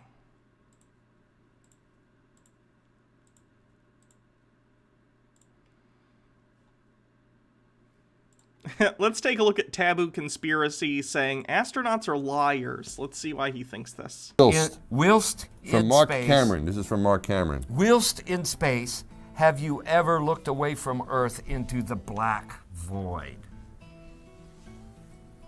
Yeah. All because the you time. can see. Because you can see the stars. Oh yeah. And pretty much all the time you can see the stars. Yeah. It's not a black void. I mean, it's black, but. I'm gonna predict that he's going to cut to like footage from space taken with a camera, and he's gonna be like, you can't see any stars. Yeah, it's a camera. You can see things with your bare eyes sometimes that you can't see with the camera. The camera's, what's the word I'm thinking of? Basically the aperture amount, how much light you're letting in. What's the word for that? Someone let me know, because I'm forgetting. Contrast? Is it that? Exposure, yes. The exposure when you're shooting something in space, if it's for like the ISS or you're looking at Earth from space or you're on the moon, your exposure is going to be set to capture light from those things. And if your exposure is set to capture light from those things without blowing them out, chances are your exposure isn't actually high enough to see the stars as well. You kind of have to do one or the other. With your naked eye, of course, you can kind of look away from that stuff and actually see stars. but the camera is already set to that specific exposure level for whatever shot you're looking at, which is usually looking at, again, the outside of the ISS, or at the Earth, or at the moon, or something with enough luminance that you gotta check that exposure so as not to blow it all out. But there's all kinds of little polka dots. There's all the stars there, and the cool thing is about it, you can see it during the day. Yeah, you can, and there's more than stars. You can see planets. You can see moons. You see the gas Magellan clouds of the Milky Way you see galaxy. the Magellanic Clouds. Magellanic. See, I just wanted to. I'm gonna guess this is gonna be doesn't understand how cameras work. Probably. Whoops, wrong button.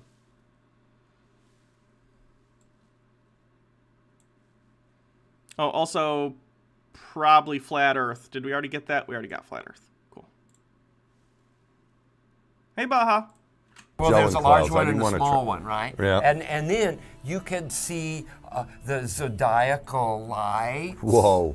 Those are amazing. Right before the lights sunrise. of the zodiac. The lights of the zodiac. The zodiacal lights. But one thing to add to this, I think, which is kind of interesting about being able to look into the black void, is that we can't do that when the sun is out here on Earth, and it's not because the sun is so bright. It's because this atmosphere. Right? The light comes through the atmosphere and refracts, and we see blue. It scatters. We see blue. Scatters. So what we see is. When you looked up at the sky, could you actually see the stars and the solar corona in spite of the glare? We were never able to see stars from the lunar surface. You're comparing people's experience on the surface of the moon to people who are on, like, the ISS or off the ISS or doing spacewalks. That's the difference. When you're on the surface of the moon, your eyes are adjusted for the fact that you are on the surface of the moon, and the moon does have light on it, assuming you're on the light side of the moon, because the light is reflecting off the sun, or rather, the light is reflecting off the surface of the moon from the sun, which makes it difficult to see the stars, I would imagine, just like when you're here on Earth, right? Your eyes are adjusted for a certain thing, so it's difficult to see, and of course there's the atmosphere on Earth. But, like, the people who they were talking to earlier haven't been to the moon. They've only been on the ISS and stuff. Or on the daylight side of the moon by eye without looking through the optics. I don't recall during the period of time that we were photographing the solar corona what stars we could see. I don't remember seeing any.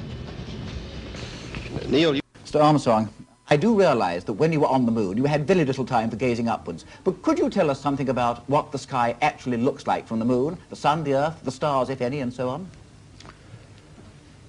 The sky is a deep black when viewed from the moon, as it is when viewed from cislunar space, the space between the Earth and the moon. The Earth is the only visible object other than the sun that can be seen, although there have been some reports of seeing planets. I myself did not see planets from the surface, but I suspect they might be visible. So he just said that you can see some things in certain times, but he happened to not see them. Okay. You don't see stars in the daytime on Earth. Oh God, I hate when they go to Neil deGrasse Tyson. Earth. Not because they're not there, but because the atmosphere is aglow with scattered light from the sun. If you take away the atmosphere, the sun will still be there, but the sky goes dark.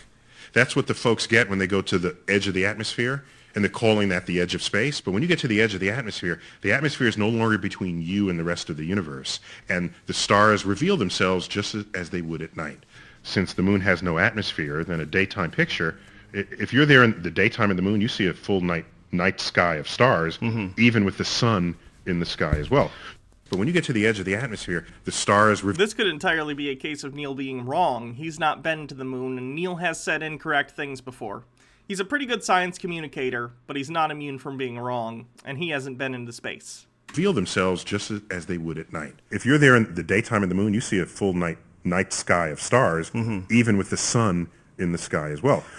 The sky is a deep black when viewed from the moon, as it is when viewed from cislunar space, the space between the Earth and the moon. So you can see the stars. Oh yeah. You know, and pretty much all the time you can see the stars. Yeah. It's not a black void. I mean, it's black, but there's all kinds of little polka dots. There's all the stars there, and the cool thing is about it, you can see it during the day.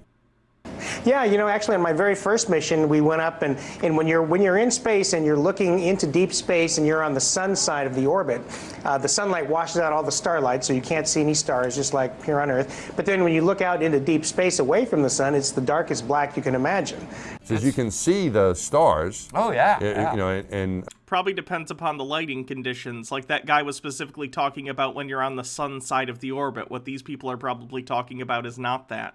They're probably talking about periods of time in which the Earth is between them and the sun, which provides them less light that's making it more difficult to see the stars so that they can look out and actually see stars in the blackness, would be my guess. I don't know, though. Pretty much all the time you can see the stars. The cool thing is about it, you can see it during the day. And when you're in space and you're looking into deep space and you're on the sun side of the orbit, the sunlight washes out all the starlight, so you can't see any stars, just like here on Earth. There's all the stars there, and the cool thing is about it, you can see it during the day. They're brighter, but they're different. Now, a lot of things different about them. One, you don't have the atmospheric distortion, so they don't twinkle, right? So you see lots of points, and you see lots of points, and that literally millions of them. And I live in Colorado, and you get up on a clear night in Colorado up in the mountains where there's no light, and you can see all these stars. I can find a different video if you guys don't want to watch just the clips that they edited together. Hello,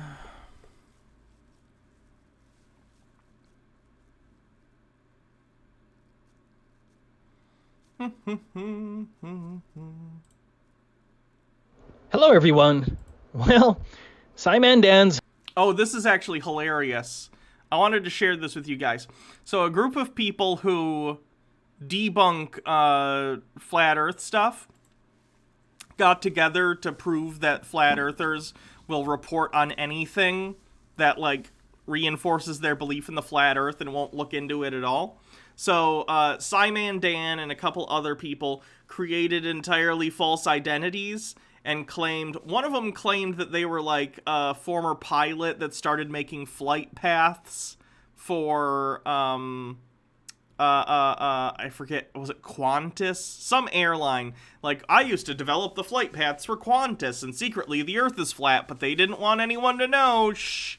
And he, of course, reported on that, and now they're mad that the people who debunk flat Earth basically proved that they don't check their sources or anything.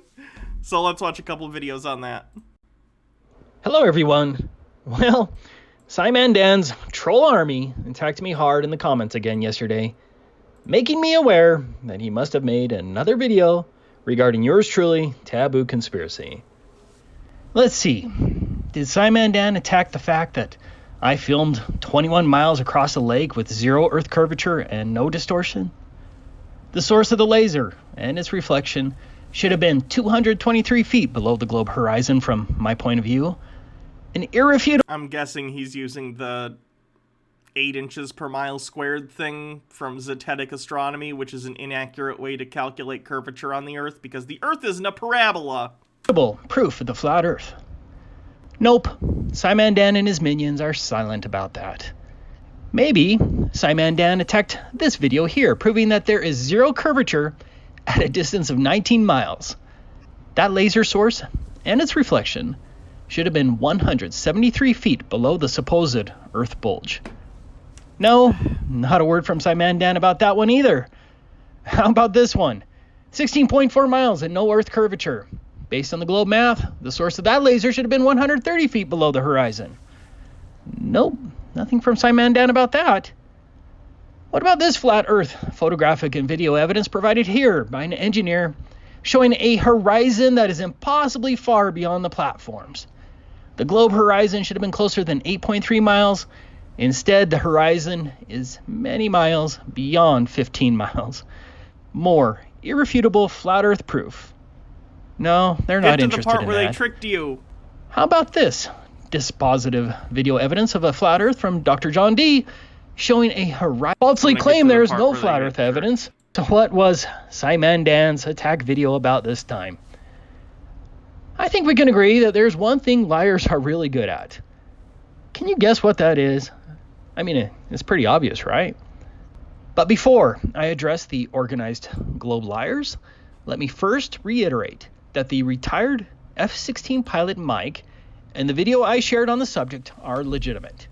Essentially, the liars, led by Wolfie, tried to discredit the former F-16 pilot's information with this vile scheme of theirs.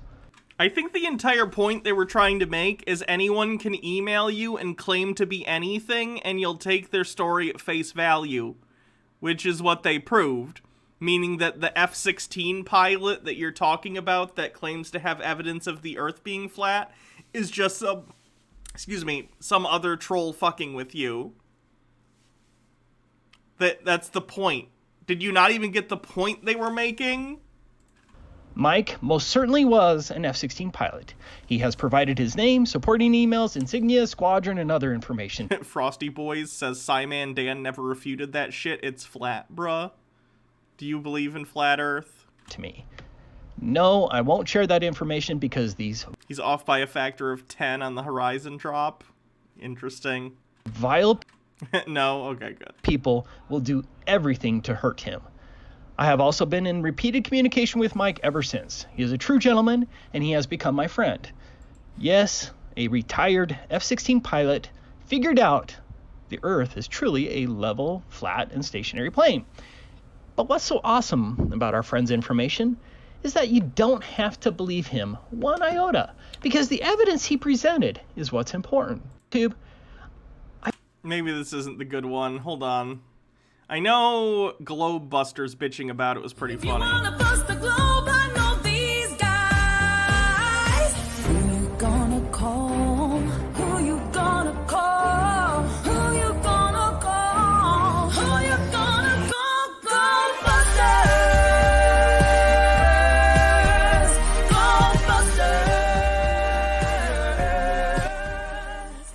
So this particular video was released by Taboo Conspiracy just a few days ago. Anyway. And one of the things that he revealed in this, and this is, when I say that we have an uphill battle in flat Earth, I mean that in so many ways, because we have so many adversaries. I mean, we have to deal with phony agencies like the Flat Earth Society that have been put there to try and discredit us. We have to deal with armies of trolls that are hired by governments and private agencies. They're called social media influencers that go out there and basically shame people, for even thinking that flat Earth is a possibility or even looking at it, anything like that. We have, people like Wolfie and Simon Dan who are literally, kind of like hired guns to come in and make these completely straw-manned arguments, kind of like... I like the idea that they think that people who make fun of flat earthers on the internet are paid. CIA or whoever, NASA, if you want to throw me a couple, gift subs for chilling for the round earth, please do. Some bits, whatever. I'll take it. Like what Wolfie did with the... What government agency is paying me to push the globe Earth? It's actually the Postal Service. Surprise. Chris Van Maitre's Second Son video. And again, like I said, we're not 100% sure that is, what we think it is, but the evidence is pretty strong, and we are still looking for, something that is going to explain to us why that sun is polarized, or I should say that source sun. But that's beside the point. The thing is that one thing that Ben reveals in this is he interviewed, actually was in touch with, I believe, an F-16 pilot. And of course, Simon Dan, sent all of his trolls over and all this stuff, and they did not want that getting out. So what they started doing was sending... Their understanding of the motivations of people like Simon Dan are so off. It's so funny. Ooh, hype train. Over people writing letters to Ben that were completely fake. And we find out that two of the people that Ben had actually published videos on were written by Wolfie's brother and Simon Dan. Okay, guys, do you understand that they have exposed the fact that anyone who writes anything to this guy, and a lot of flat earthers are like this, if you go, hello, I am airline pilot named Michael, The Earth is flat. I proved it. I know it. It's flat because I fly to airplanes. And it's just some rando doing this who's not a pilot or anything. And then they'll go, whoa, holy shit, dude. A pilot just proved the Earth is flat by emailing me and saying the Earth is flat. And then they'll run that, and then flat earthers will all be like, woo, we proved it, because some rando emailed me and said so. That's the point they're making, guys. They're making fun of the fact that you are completely credulous when it comes to people who reinforce your own belief system. 19% of the level 2 hype train. And also another one was written by Bob the Science Guy. They admitted it. Admitted it. Yes. What a child. Unbelievable. I could not believe this. And I asked Ben about that this morning, and I said, how did you find that out about Wolfie? He goes, it's in Simon Dan's video. And sure enough, it actually is, right? So they're bragging about it. They're bragging about it because that was the entire point, was to expose the fact that you'll present anything anyone says to you as evidence as long as they're backing up what you have to say. Thank you, Bardlock Moses, for gifting 5 subs to the community. Bragging about it, and they're trying to teach us a lesson, right? So yes, stop believing randos who email you and say they're pilots. Anyone can write an email. I don't need a pilot's license to get a Gmail account. This is incredible. So I want to play a couple minutes of this and let you guys just hear this, straight from his, mouth. So I'm going to play like 4 or 5 minutes of this. And this is just something else that we have to contend with. They want so badly for this information not to get out that they will actually go to this, and then they don't even hide that they're doing it. 73% of level 3. Wow. They do it under the guise of, well, we're teaching you a lesson, aren't we? It's absolutely unbelievable. I think it's more illustrative of the fact that you're just like not actually skeptical. That's it. So let's go ahead and play this. Hello, everyone. Well, oopsie. Simon. Wait a minute. Were you guys able to hear that? Yes. Okay. All right. I have my speakers on the wrong thing here. Give me just a second. Nodic Fox says, I'm a pilot and I have proved China is Mars. You heard it here first, folks. China is secretly Mars. All right. There we go. All right. Let's try this again. Here we go. And Dan's troll army attacked me hard in the comments again yesterday, making me aware that he must have made another video regarding yours truly, Taboo Conspiracy. Let's see. Did Simon Dan attack the fact that I filmed 21 miles across the lake with zero? This video here, proving about that one either. Right. Engineer more reason made in that video evidentable, verifiable, and falsely claimed. I would imagine if he hasn't already, by the way, Simon Dan probably will cover this stuff because he covers a shit ton of flat earth stuff. Like every week. Before I address the organized 98% of level 3 globe liars, let me first reiterate that the retired F-16 pilot Mike and the video I shared on the subject are information to me. Retired F-16 pilot, because the evidence he presented is what's important.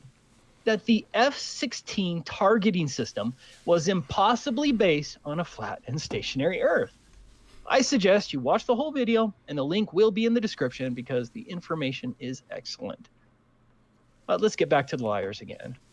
If you remember, last year around August 2020 on my Taboo Conspiracy 2 channel, the one that was terminated by YouTube, I put out 2 videos regarding emails from an alleged Qantas whistleblower and a ballistics engineer. Once I found one right after another too. Beautiful. Out that the Qantas guy was lying. Level 3 complete. I immediately deleted the video and made a public video apologizing for it. That was all on my old channel. At that same time, I also deleted the ballistics engineer video because some of his statements in his email sounded suspicious.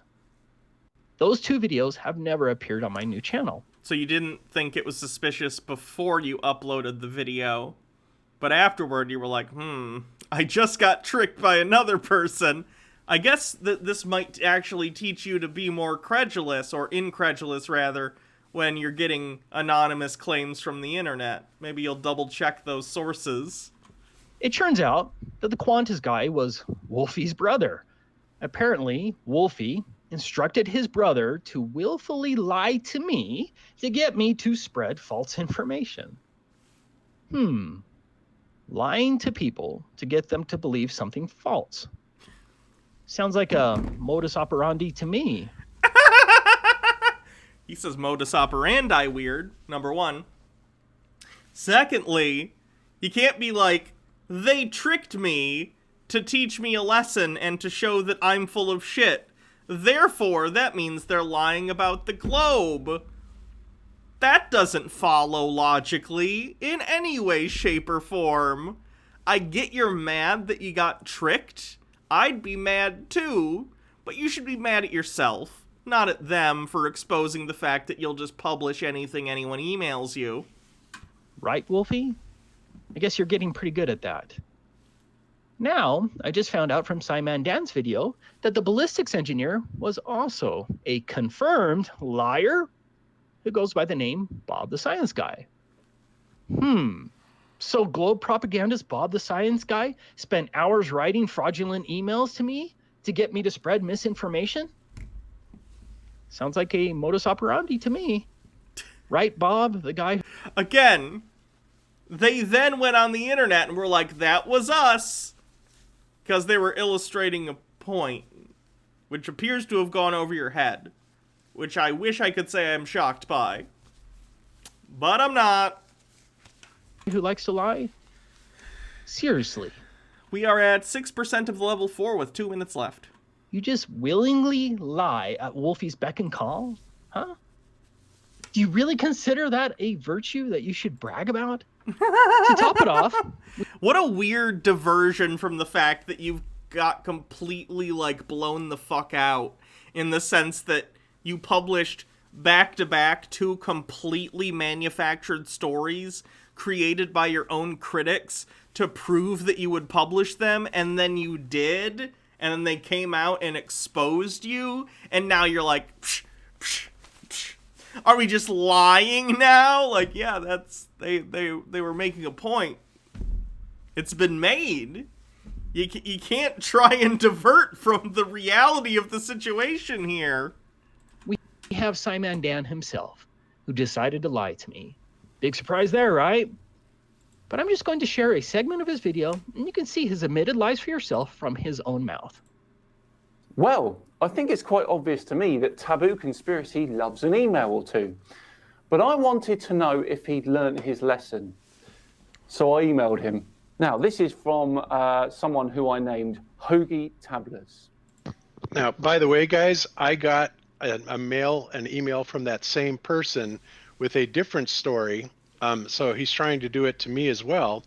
And of course, I have to wonder, now at this point about Dave's guy. But of course, that's the whole point of all this, right? But anyway, let me play a couple more minutes of this. Yes, the point is to get you to question where your information is coming from and whether or not you should trust anonymous sources that email you without solicitation about the shape of the Earth. Listen, and we'll talk this out. And I said, hi there. I have some interesting results from some solar observations that I think you should know about. They are quite conclusive in terms of the nature of the sun's 20 movement seconds left on the above hype the train. flat Earth. I've tried reaching out to Ranty, but didn't get a reply. Please let me know if you want to discuss further. Best, Abel. And Taboo Conspiracy replied. He said, yes, I am interested. Please let me know what you discovered. Level Ben. 3 hype train. Pretty good. Thank you, Hoagie everyone. goes on. Hi, Ben. Excellent. I've made a series of observations over the last few months which show a definitive angular size reduction during the setting sun. In my view, it is absolute proof that the sun rotates above us. Would you like to see the observations? Best, Abel. Taboo Conspiracy replies again. Yes, I would. I did a series on that with my first channel. I no longer have these videos, unfortunately. BMLSB69 and Chris Van Metre both have good videos on the topic as well. Looking forward to it. Ben. As you can see, Taboo Conspiracy is still desperate for info. Wow. Simon Dan, you got me. He did. He got you. You sent me an email, and I politely responded requesting more information. Is this really the best you can do after 8 months? Is that what... I don't think that was the headline as much as the 2 videos that you did published from unsourced claims emailed to you by randos on the internet. Why you sat on... Which is the majority of what that video is about. I have seen that Simon Dan video. It's good. It's interesting and it's funny if you want to check it out. For so long? But isn't lying to get one up on taboo conspiracy pretty damn pathetic and embarrassing? No. It's funny in this case because he's illustrating a point. He's not ding-dong ditching you for funsies like he's 12 years old. He's illustrating to everyone who watches his videos that you are a hack. As you stated, I am certainly eager. You can even say I'm desperate for truth and evidence. And I'm willing to obtain that information from any grassroots source who can provide true video, photographic, and testimonial evidence. AKA, if someone writes me a bullshit fan fiction story about how they work for an airline and definitely totes know the world is flat, bro, then I'll publish a video sharing that false information without any corroboration whatsoever, because it works within the framework that I'm trying to extol to my viewers. As I consider what any decent person would do, I try to be polite and give emailers of mine the benefit of the doubt. I especially love the fact that the Flat Earth is the first grassroots scientific movement. Anyone with a camera can go out and prove the Earth is flat. And I've received many emails like that. But I want everyone to think about this. How many times did I lie in those emails? 0. I was truthful when I was looking for flat earth bullshit. Therefore, I'm right instead of you who tricked me. Therefore, you're wrong. How many fraudulent emails have I sent to Globe supporters or anyone to get them to publish misinformation? 0. How many times have I encouraged others to lie, to trick Globe believers or anyone into believing something false? Every video. In fairness, you might not think it's a lie, but you're saying misinformation in all your videos because you think the world is flat, and it's not. 0. See if you can pull one over on this taboo idiot. That would be kind of funny. How many flat earthers have tried to get me to lie on their behalf for some scheme of theirs? Probably some. I don't know, though. Hydrate will do.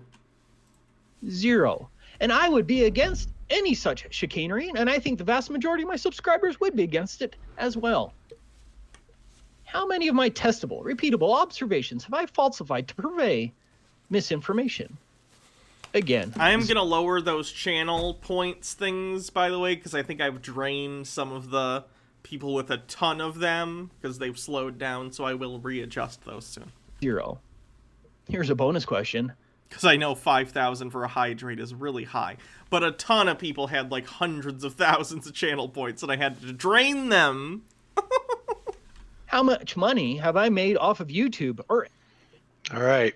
So there you have it. I mean, this is absolutely unbelievable that they actually go to this level to write letters, pretending to be someone that they are not.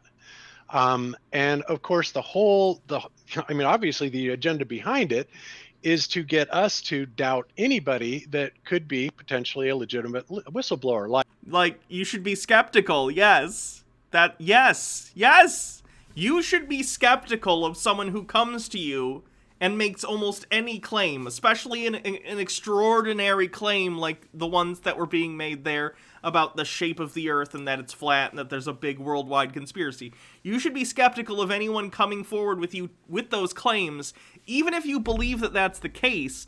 Otherwise, it's going to hurt your credibility if you try and come forward with someone who's full of shit, which is what this prank or whatever you want to call it is illustrating. You need to check your sources, and if you don't, this will happen, and it will make you look like idiots, and you don't even seem to get that that's the entire point. You don't seem to understand that you're mad about the wrong thing here. You shouldn't be mad that you were tricked or lied to or whatever. You should be mad that someone in your community ran with stories that came from bullshit sources and exposed the fact that your entire community is full of people who are incredibly credulous when it comes to claims of flat earth proof, but completely incredulous when anyone tries to debunk them. That's the whole point. Like the F-16 pilot, or any of the other subject matter experts that have come forward, anything like that. So, you know, I mean, it's just unbelievable how despicable they are. And this is something that we really want outsiders to take notice of. If flat Earth is so stupid and so utterly ridiculous that, you know, you have to be a complete moron to buy into it, then why is there such an incredibly concerted effort to discredit us in the most dishonest of ways? In Search of Flat Earth, which is a documentary, is it Dan Olson? Folding Ideas did, which goes into that, which is pretty good. But also I would say, on top of the actual dangerous reasons, it's funny. It's funny. It's funny. It's funny. Just putting it out there. That's why I do it. It's entertaining. It's interesting. But mostly it's funny. Instead of simply beating our arguments, you know, with sound Okay, arguments. I gotta get some sort of accessory. We're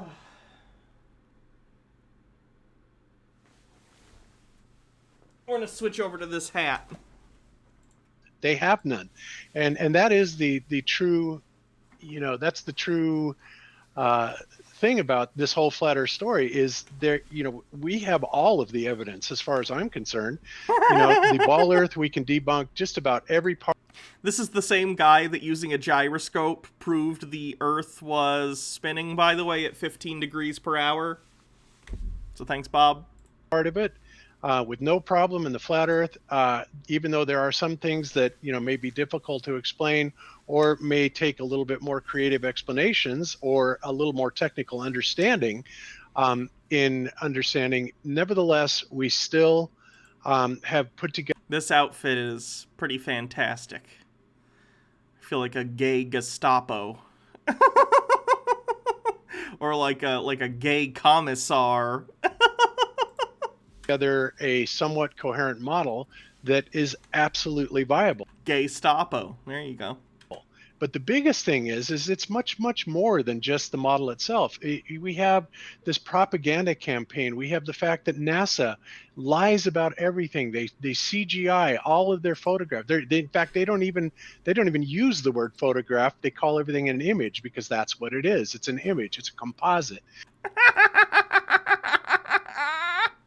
It's not real. Composites can be real. A composite is just taking multiple images and putting them together or putting different layers together. This is something that they'll say a lot. A lot of images of the Earth, because they're taken from satellites that are not that far away from the Earth. They're certainly, you know, in orbit around the Earth, but they're close enough to it that they can't really get a full picture of the Earth all at once usually. So they'll sort of take a panorama shot of the Earth that takes little pictures all over it, and then they stitch them together with, like, algorithms and stuff. So it's a picture of the Earth, it's just one they had to take, you know, one piece at a time. And then these people will be like, oh my god, it's fake. No, it's all real images, they just had to stitch them all together. It comes from their imagination, all right? So this is something that is really important, that if you are outside of this debate and are looking into it, this is something you need to understand, that this is the level that they have to go to. And if they can't get you that way, they'll come after you. If they find out who you are, they'll try and discredit you. They'll go after your employer. They will do anything. For the record, I would never try and get someone fired or anything for being a flat earther. I think they're idiots, but unless they're like a huge racist piece of shit or something, no. I don't care. They can do to shame you, get you fired, disable you, whatever they can do, discredit you, and they don't care how they do it. And that's just the way that it is. It's pathetic. Disgusting, it really is. Look at the whole thing. It's like, I'm not shocked, but I'm just disgusted because here we are saying to people that we're being lied to. And in reply, they lie to us. It's like, great, thanks for proving our point. And this person of so-called science... You proved us right by proving us to be fools. You fool! ...tells lies for what? Their amusement? And we're telling people they're lying to you and they're getting paid to do so. People are like, I don't know, why would they lie? Who would lie like that? Well, these guys are willing to lie for free. These guys are willing to lie just because they're idiots and they think they're doing something funny. So what do you think people that are getting paid millions of dollars? What do you think about astronauts? They're getting paid millions of dollars. If astronauts do not get paid millions of dollars. Let's look at astronaut salaries. I think astronauts, they make decent money because they're like, they're often people from like the Air Force, or at least they used to be, or they're scientists. So they make, money, but they don't make millions of dollars. Astronaut salary, NASA. Let's see. Astronauts in 2020 can earn between $66,000 and $161,000 per year, meaning that theoretically, I could be making more than the lowest level starter astronaut. And I dress like this for a living. So, no, astronauts aren't millionaires. Sorry. I mean, I guess if they save their money well and they invest, they could probably become a low-level millionaire. But, like, again, for scale, I can make more in a year than someone who risks their life going to space. They're not getting rich doing this, okay? They're not getting rich going to space.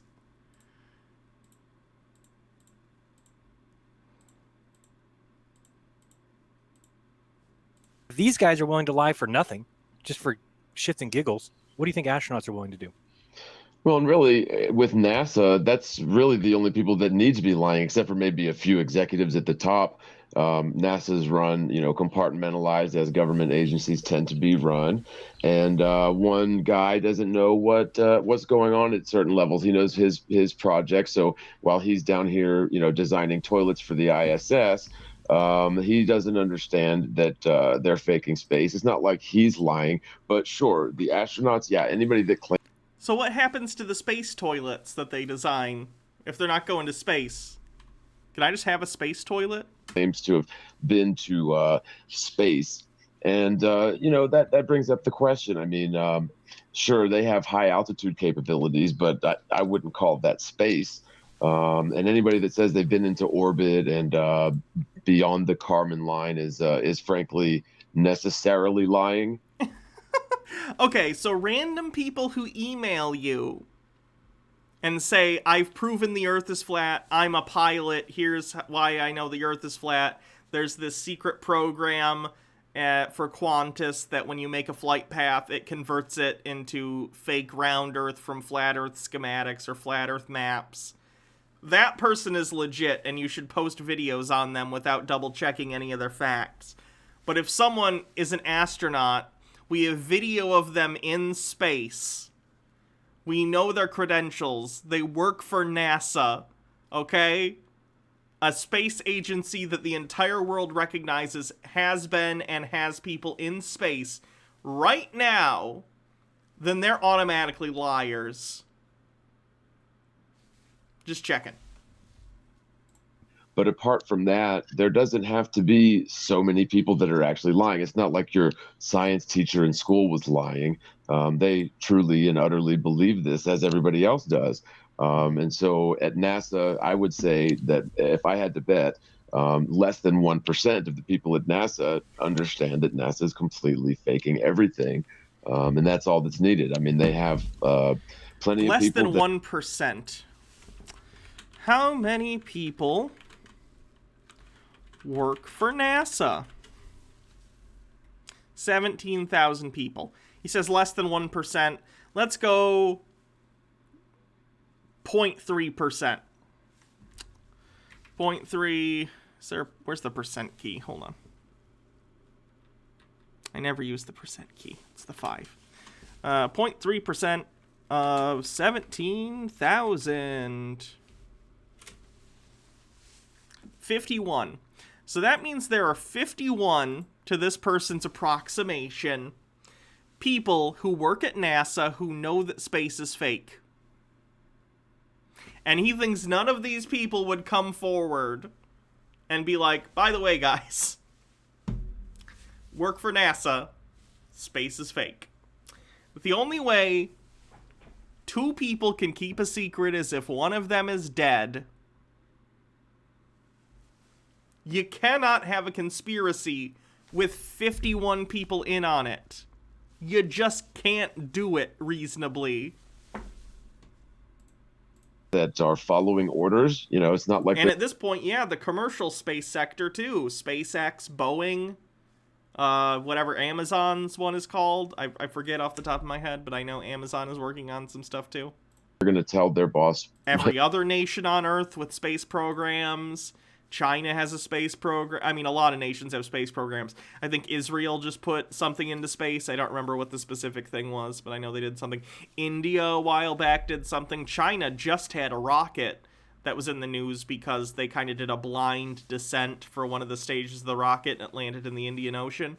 Like, all these organizations also have employees and scientists who would have to know about this. And you think none of these people are whistleblowing on this? Blue Origin, thank you. That's the Amazon one. What to do? They're not going to deny an order, or they'll lose their job. And so that's how they keep it going. And frankly, even if you were to tell them that NASA was faking everything and that the Earth's flat, well, they don't believe you anyway. So it is sort of the perfect. It's a beautiful thing for the deceivers because people don't believe you anyway when you tell them the truth and prove the truth.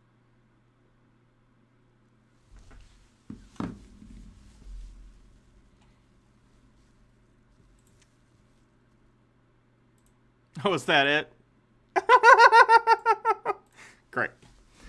So that's Globebusters freaking out that they got pranked, basically. They got called out for just rolling with any claim that gets put forward to them that backs up their preconceived notion that the Earth is flat. So there you go. Globebusters. They actually have their videos now. Globebusters for a while was deleting all their videos after they did them because I think they were afraid of getting strikes. I don't know if they were doing anti-vax stuff or what, but interesting. It's enough Globebusters. Check the bingo card. What else on the bingo card? I'm going to say the whole NASA astronauts lying thing. I'll count that as the deep state. Let's see if we can get someone to bingo.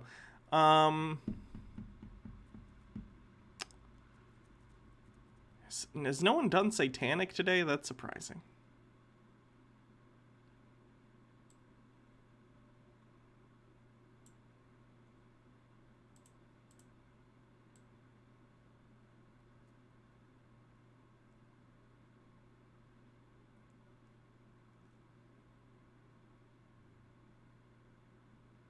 Okay, I think that's probably it. Bit messages.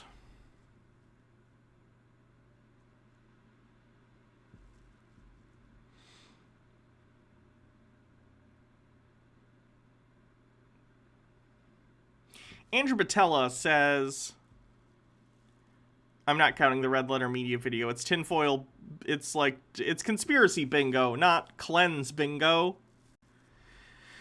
Andrew Batella says, so I know almost literally nothing about Star Trek, but I could tell you obscure things about, let's say, Shibboleth of Feanor. Is that a Lord of the Rings thing?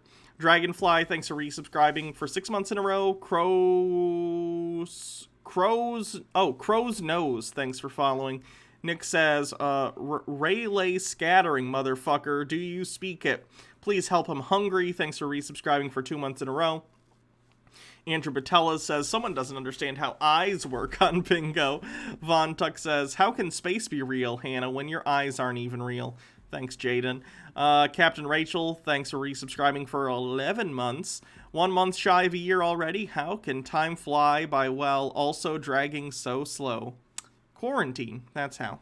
Tucker White says, speaking of emails, would you access your bank account? This Nigerian prince wants to give you a couple $1 million in return. Oh, what a great deal. That sounds good. Let me just call up Kit Boga and see what he has to say about it. Logarth says, in order to believe the big lies, you must first tell the little ones. Pyromancer says, monthly gift baskets of cheese as payment. No, me reading that does not count as the bingo space. Bardlock Moses says, totally not CIA bits. Thank you. Roman Civilian, thanks for 100 bits. Bardlock Moses, thanks for 1,000 bits. Says, got a promotion at work and got my second shot last week. Oh, wow. What a great couple weeks. Beautiful. Session 1155 says, from the Postmaster General, good job, Agent Hannah. Thank you. Puka the Duca with 300 bits. Zam Sada with 50 bits says, I heard it was easy, but I didn't think it would be that easy to dupe someone like that. Oh yeah, it's very easy. Bardlock Moses, thanks for gifting some subs. Logarth with 20 says, if Elon Musk combines all of his companies, you get electric space tubes. Tucker White says, to be fair, I think most people would be less skeptical of people who they agree with. To an extent, not to the extent that you publish their claims with no backing evidence or even confirmation of who they are. Overthought with 56 bits says, just turn them on each other. They're all paranoid anyway. Just plant stuff that certain flat earthers are all really plants for globe earthers. Watch them eat themselves. That already happens to an extent. It's actually kind of funny. They did that to Patricia Steer so much that she actually left the flat earth community.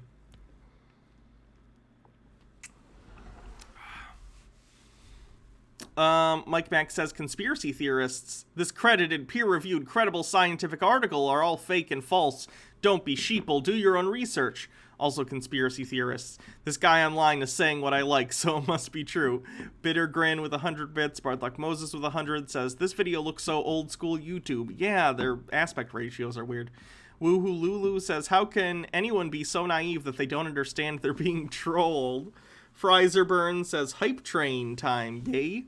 Keirthin with 100 bits says, my cat is a pilot and he said the earth is actually a large ball of yarn and he'll be trying to knock it off the edge of the universe. Logarth with 20 bits says, China is Mars, so that's why they call it the red planet. Bazing. Bardlock Moses says, so many flat earth idiots, so little time. Von Tuck says, any flat earthers do signal strength analysis on GPS? I'm gonna guess no, since they'd realize there are a network of satellites orbiting the Earth. What do they think GPS is anyway? They think it's balloons. They think satellites are balloons. Tucker White says, let's see if we can pull one over on this taboo idiot. Maybe sometime. Overthought says, I have the high flat ground, Anakin. Lovin1, thanks for resubscribing with 2 months. Von Tux with some bits and some pictures. Can I find those somewhere? Oh god. Cancel fake news. For real news, visit Newsmax, One American News. Oh, Jesus Christ. And Frank's speech. That means this is relatively new.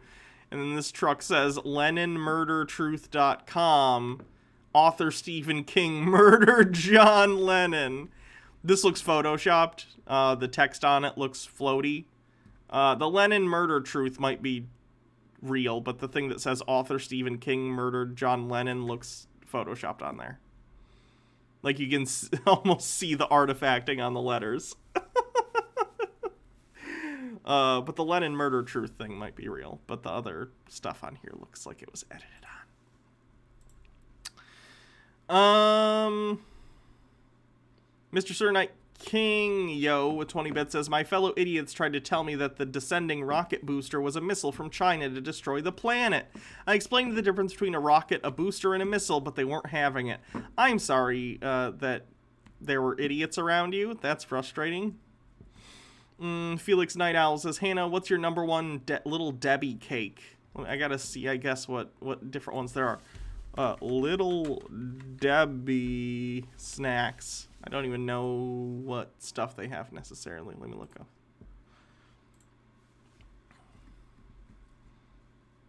Do they make donut sticks? Or is that a different company? I used to really dig donut sticks. Swiss rolls are good. Zebra cakes are pretty good.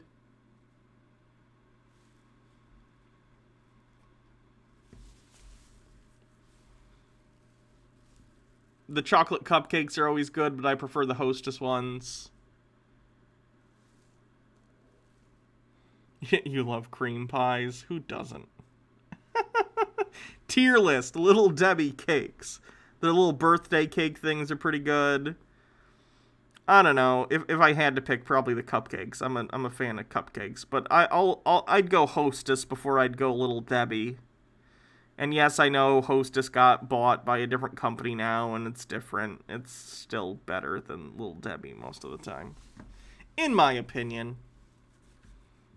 Although I'll change my tune. If Little Debbie wants to sponsor me, go for it. I will shill your diabetes-inducing snack cakes. Nick says, Swiss cake rolls are objectively the best. Fight me on this. Hey, I'm not gonna fight you on it. I like the cake rolls.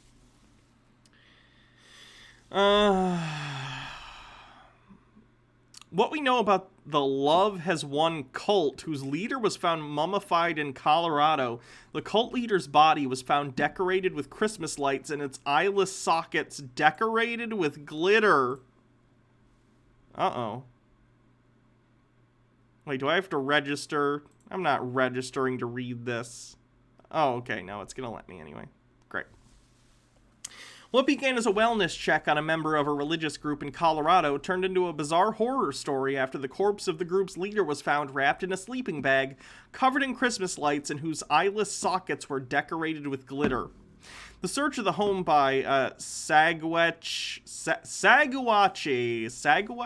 I don't know how to pronounce that, County Sheriff's deputies resulted in 7 arrests and charges that included abuse of a corpse and child abuse. The corpse's discovery is just the latest in a bizarre tale of the religious group Love Has Won, which some former members have described as a cult. What we know. On April 29th, sheriff's deputies conducted a search of a home near Crestone, Colorado, where members of the religious group Love Has Won were known to be living. According to sources speaking with the Guru magazine, a former member tipped police off that the group had been transporting the corpse of their leader, Amy Carlson. Miss Carlson was known to the group as Mother God. During the search, deputies found a decaying body that Captain Ken Wilson of the sheriff's office said appeared to have been deceased for several weeks to a month. According to reports, the body was wrapped in a sleeping bag and had been decorated with Christmas lights. The body's eyeless sockets were reportedly decorated with glitter. An affidavit claimed the body was set up as some sort of shrine. Gross. Deputies arrested 7 members of the supposed cult who had been living in the home with the corpse. The members arrested were Juan Castillo, I don't know how that's pronounced, Ryan Kramer, John Robertson, Karen Raymond, Christopher Royer, Sarah Rudolph, and Abdulia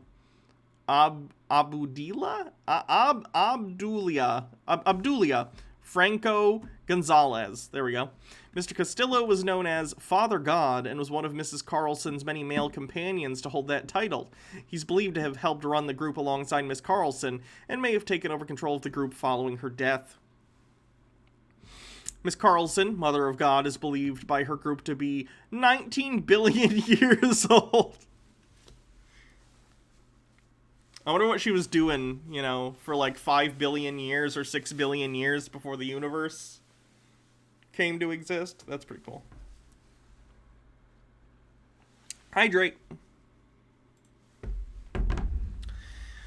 And to have birthed all of creation. Despite her age, the members also believe she is the child of former President Donald Trump. How have I not heard of these people? They believe she exists at a higher consciousness level than normal humans, and will eventually lead a group of 144,000 people into the 5th dimension in some sort of ascendant journey. The 144,000 figure is significant in a number of Abrahamic religions and offshoots. In Christianity, the number represents the total number of representatives from the 12 tribes of Israel who worship God during the events depicted in the Book of Revelation. It's unclear when Miss Carlson died, but a photo of the group's leader unconscious in the arms of Mr. Castillo was taken on April 14th. 2 days later, Miss Carlson's family requested an ambulance, claiming she was having trouble breathing and that her eyes were rolling back into her head. According to a source speaking with the Guru magazine, the ambulance arrived to take her to the hospital, but EMTs were told Miss Carlson was not there.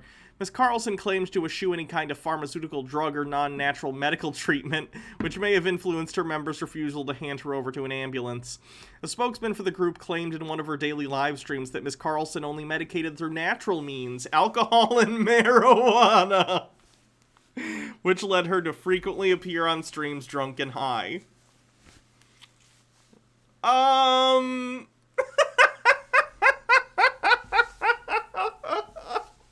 That's not good. That's not good. I've heard of people using, like, marijuana as a treatment for inflammation or pain or appetite if you are undergoing, like, cancer treatment or something, but, like, the alcohol, unless you're using it topically for antiseptic purposes or whatever, not good.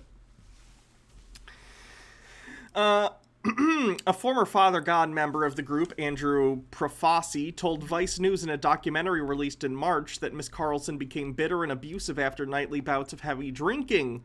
I'm gonna have to check out that documentary. Mr. Profasi eventually left the group and began speaking out against it. Numerous videos exist showing Miss Carlson drunk, slurring, and making bizarre claims, including that she was speaking with deceased comedian Robin Williams. Despite Miss Carlson's use of alcohol and marijuana, the group's spokeswoman, who goes by the name Aurora, said drug use was prohibited for members. Oh, hypocrisy. That's rare for cults.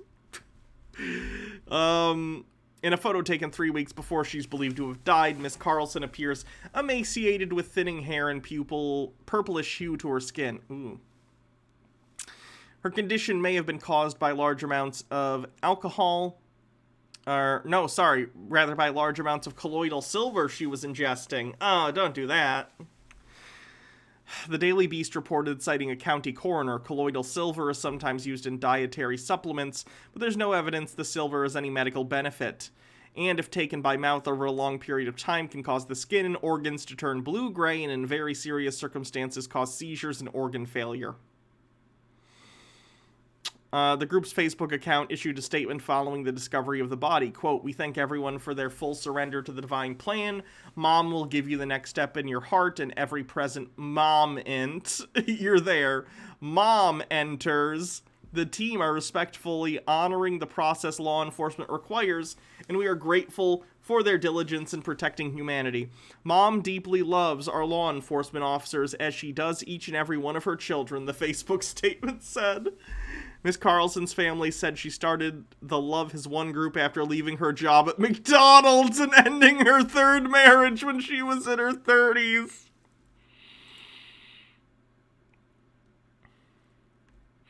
You ever leave your job at McDonald's and you're just like, damn, time to start a fucking cult? That's actually how I got involved in making internet videos. I left my job at a fast food restaurant and I was like, fuck this, time to cultivate an audience. Abuse allegations. Miss Carlson and her current father, God, Mr. Castillo, has been accused of abusing members of their cult by family members and former members. Former members claim they were only allowed 5 hours of sleep each night and were expected to wait on Miss Carlson hand and foot throughout the day. A group of 12 to 20 core members of the so-called cult lived together in homes alongside Miss Carlson. Members conducted daily live streams, which were intended to recruit more members, and they also sold health supplements in order to raise money to keep the group afloat. Numerous videos have emerged of Miss Carlson being abusive to members, animals, and children. Oh, what a dick. In one, Miss Carlson is holding a small child on her lap who is crying. She calls for the child to be put in timeout, and a member appears to grab the child and shut them away in a room. Ridiculous. In another video, Miss Carlson holds a cat under its arms and then lifts it high in the air by its scruff, holds it there dangling until it stops making noise. Other videos show her screaming at a member who accidentally brought her meatballs instead of chicken parmesan for a meal. Oh man, who doesn't like meatballs? That's bullshit. The group's spokeswoman denied any abuse, suggestive former members were lazy and the kind of people who sit on the couch or lay in bed all day. Expulsion from Hawaii and return to Colorado. The group left its Colorado house and moved the core membership and Miss Carlson to Hawaii, allegedly to help the leader deal with her ailments, which included cancer and paralysis from the waist down. Miss Carlson reportedly called for her members to join her in Hawaii to travel through a portal to Lemuria, referencing a hollow Earth conspiracy theory alleging a group of ascendant beings called Lumerians live in a utopian city called Lumeria deep within the Earth's crust. You know, that old gem. The group set up its Hawaii headquarters in a house on the island of Kauai, but upon discovering faced fierce opposition from locals, according to the news site The Garden Island. Protesters engaged in a multi-day standoff with the group surrounding the house, engaging in prayers and burning driftwood and fires around the building. At one point, Miss Carlson claimed she was a reincarnation of the Hawaiian deity Pele, further infuriating the Hawaiian protesters. Yeah, don't do that. Don't do that. The group left the island after a few weeks and returned to Colorado. Not a great track record of white people or non-people. Not a great track record of pretending to be Polynesian gods. Let's not do that, okay? Once back in Colorado, the group reestablished itself and continued its normal operations, though it appears Miss Carlson's health continued to decline until her death, which is estimated to be early April. The group's still operating despite Miss Carlson's death and the arrest of their de facto leader, Mr. Castillo. I keep going back and forth on the pronunciation of his name because I have no idea. Love Has Won members continue to post daily energy update live stream videos on YouTube as recently as Tuesday, though the duties have largely fallen to the group's international members. The group's spokeswoman and core members have not appeared on the live stream since the arrests. Members controlling the group's Facebook page have continued to engage in damage control, telling curious adherents that the official police report claiming Mrs. Carlson died weeks ago was false, instead alleging that she died the night the authorities searched the home. Doubt. Don't believe everything you read, the group posted in response to someone asking why Miss Carlson's body was decomposing upon being found. Were you there? No, so let it go and move along. That's usually a good response to why you were letting a body of your cult leader rot in your home. An email shared in the Love Has Won Exposed Facebook group showed a message from a man named Miguel Lamboy, the former Love Has Won member, who alerted police to Miss Carlson's body, saying that he had shut down the group's website. The website did not appear to be online as of Tuesday. Mr. Lamboy also claimed that social media for the group would be declining, but that it would be a gradual process. He does not control the group's Facebook page, according to reporting from The Guru magazine. Most of the group's assets and media presence is in Mr. Lamboy's name, which has led some to believe that he is the ultimate mastermind behind the group. Ms. Lamboy denies those claims, and it is common for leaders to keep their names off any official holdings to limit their liability. As a result, Mr. Lamboy could be left holding the bag for any fraud or tax issues that could arise associated with the group. Despite shutting down the site and having reported the group to the police, Mr. Lamboy is still a believer in Miss Carlson's divinity. The investigation into the circumstances around Miss Carlson's death and what was occurring within the group is still underway. Wow. That is scary stuff. Very, very strange. Don't join a cult, folks. Doesn't end well for anyone. It's not great. Unless you're own stock in whatever company owns Flavor Aid, then cults are probably good.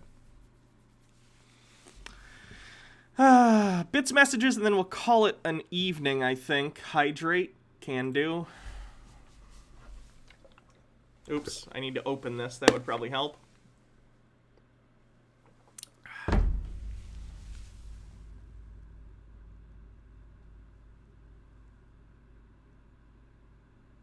Miss Kays, thank you for resubscribing for 2 months.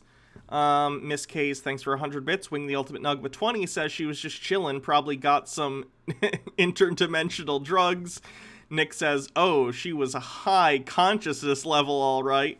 Freaking Out 99 says, this mother god went on weird drunken rants and yelled at followers for not getting her chicken parmesan. Mother god needs her chicken parmesan or someone's getting smited. Pyromancer says, so when is the Kool-Aid party? It's Flavor Aid.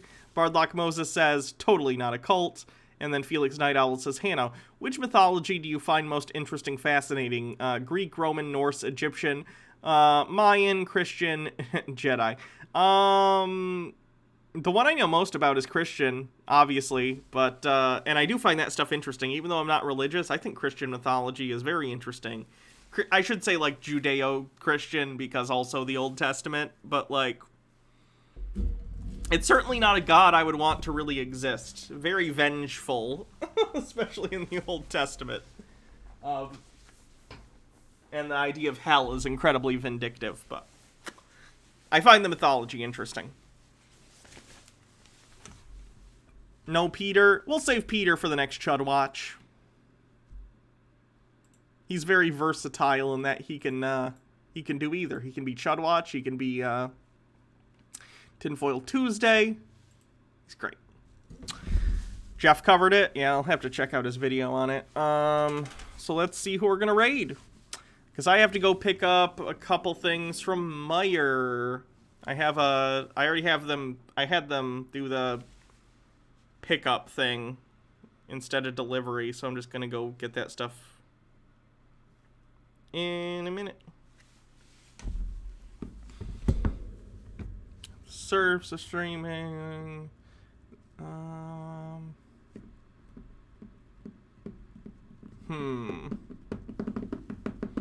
Does anyone have anyone that they want me to raid? Preferably just chatting. I know Xandris is going, but Xandris is playing Pokemon Snap. I like to do just chatting people or D&D. But if no one has anyone, then I'll do Xandris.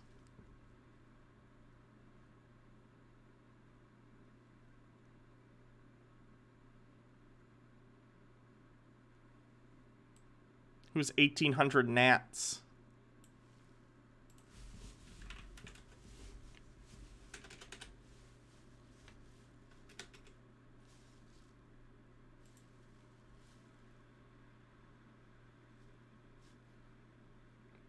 Sure.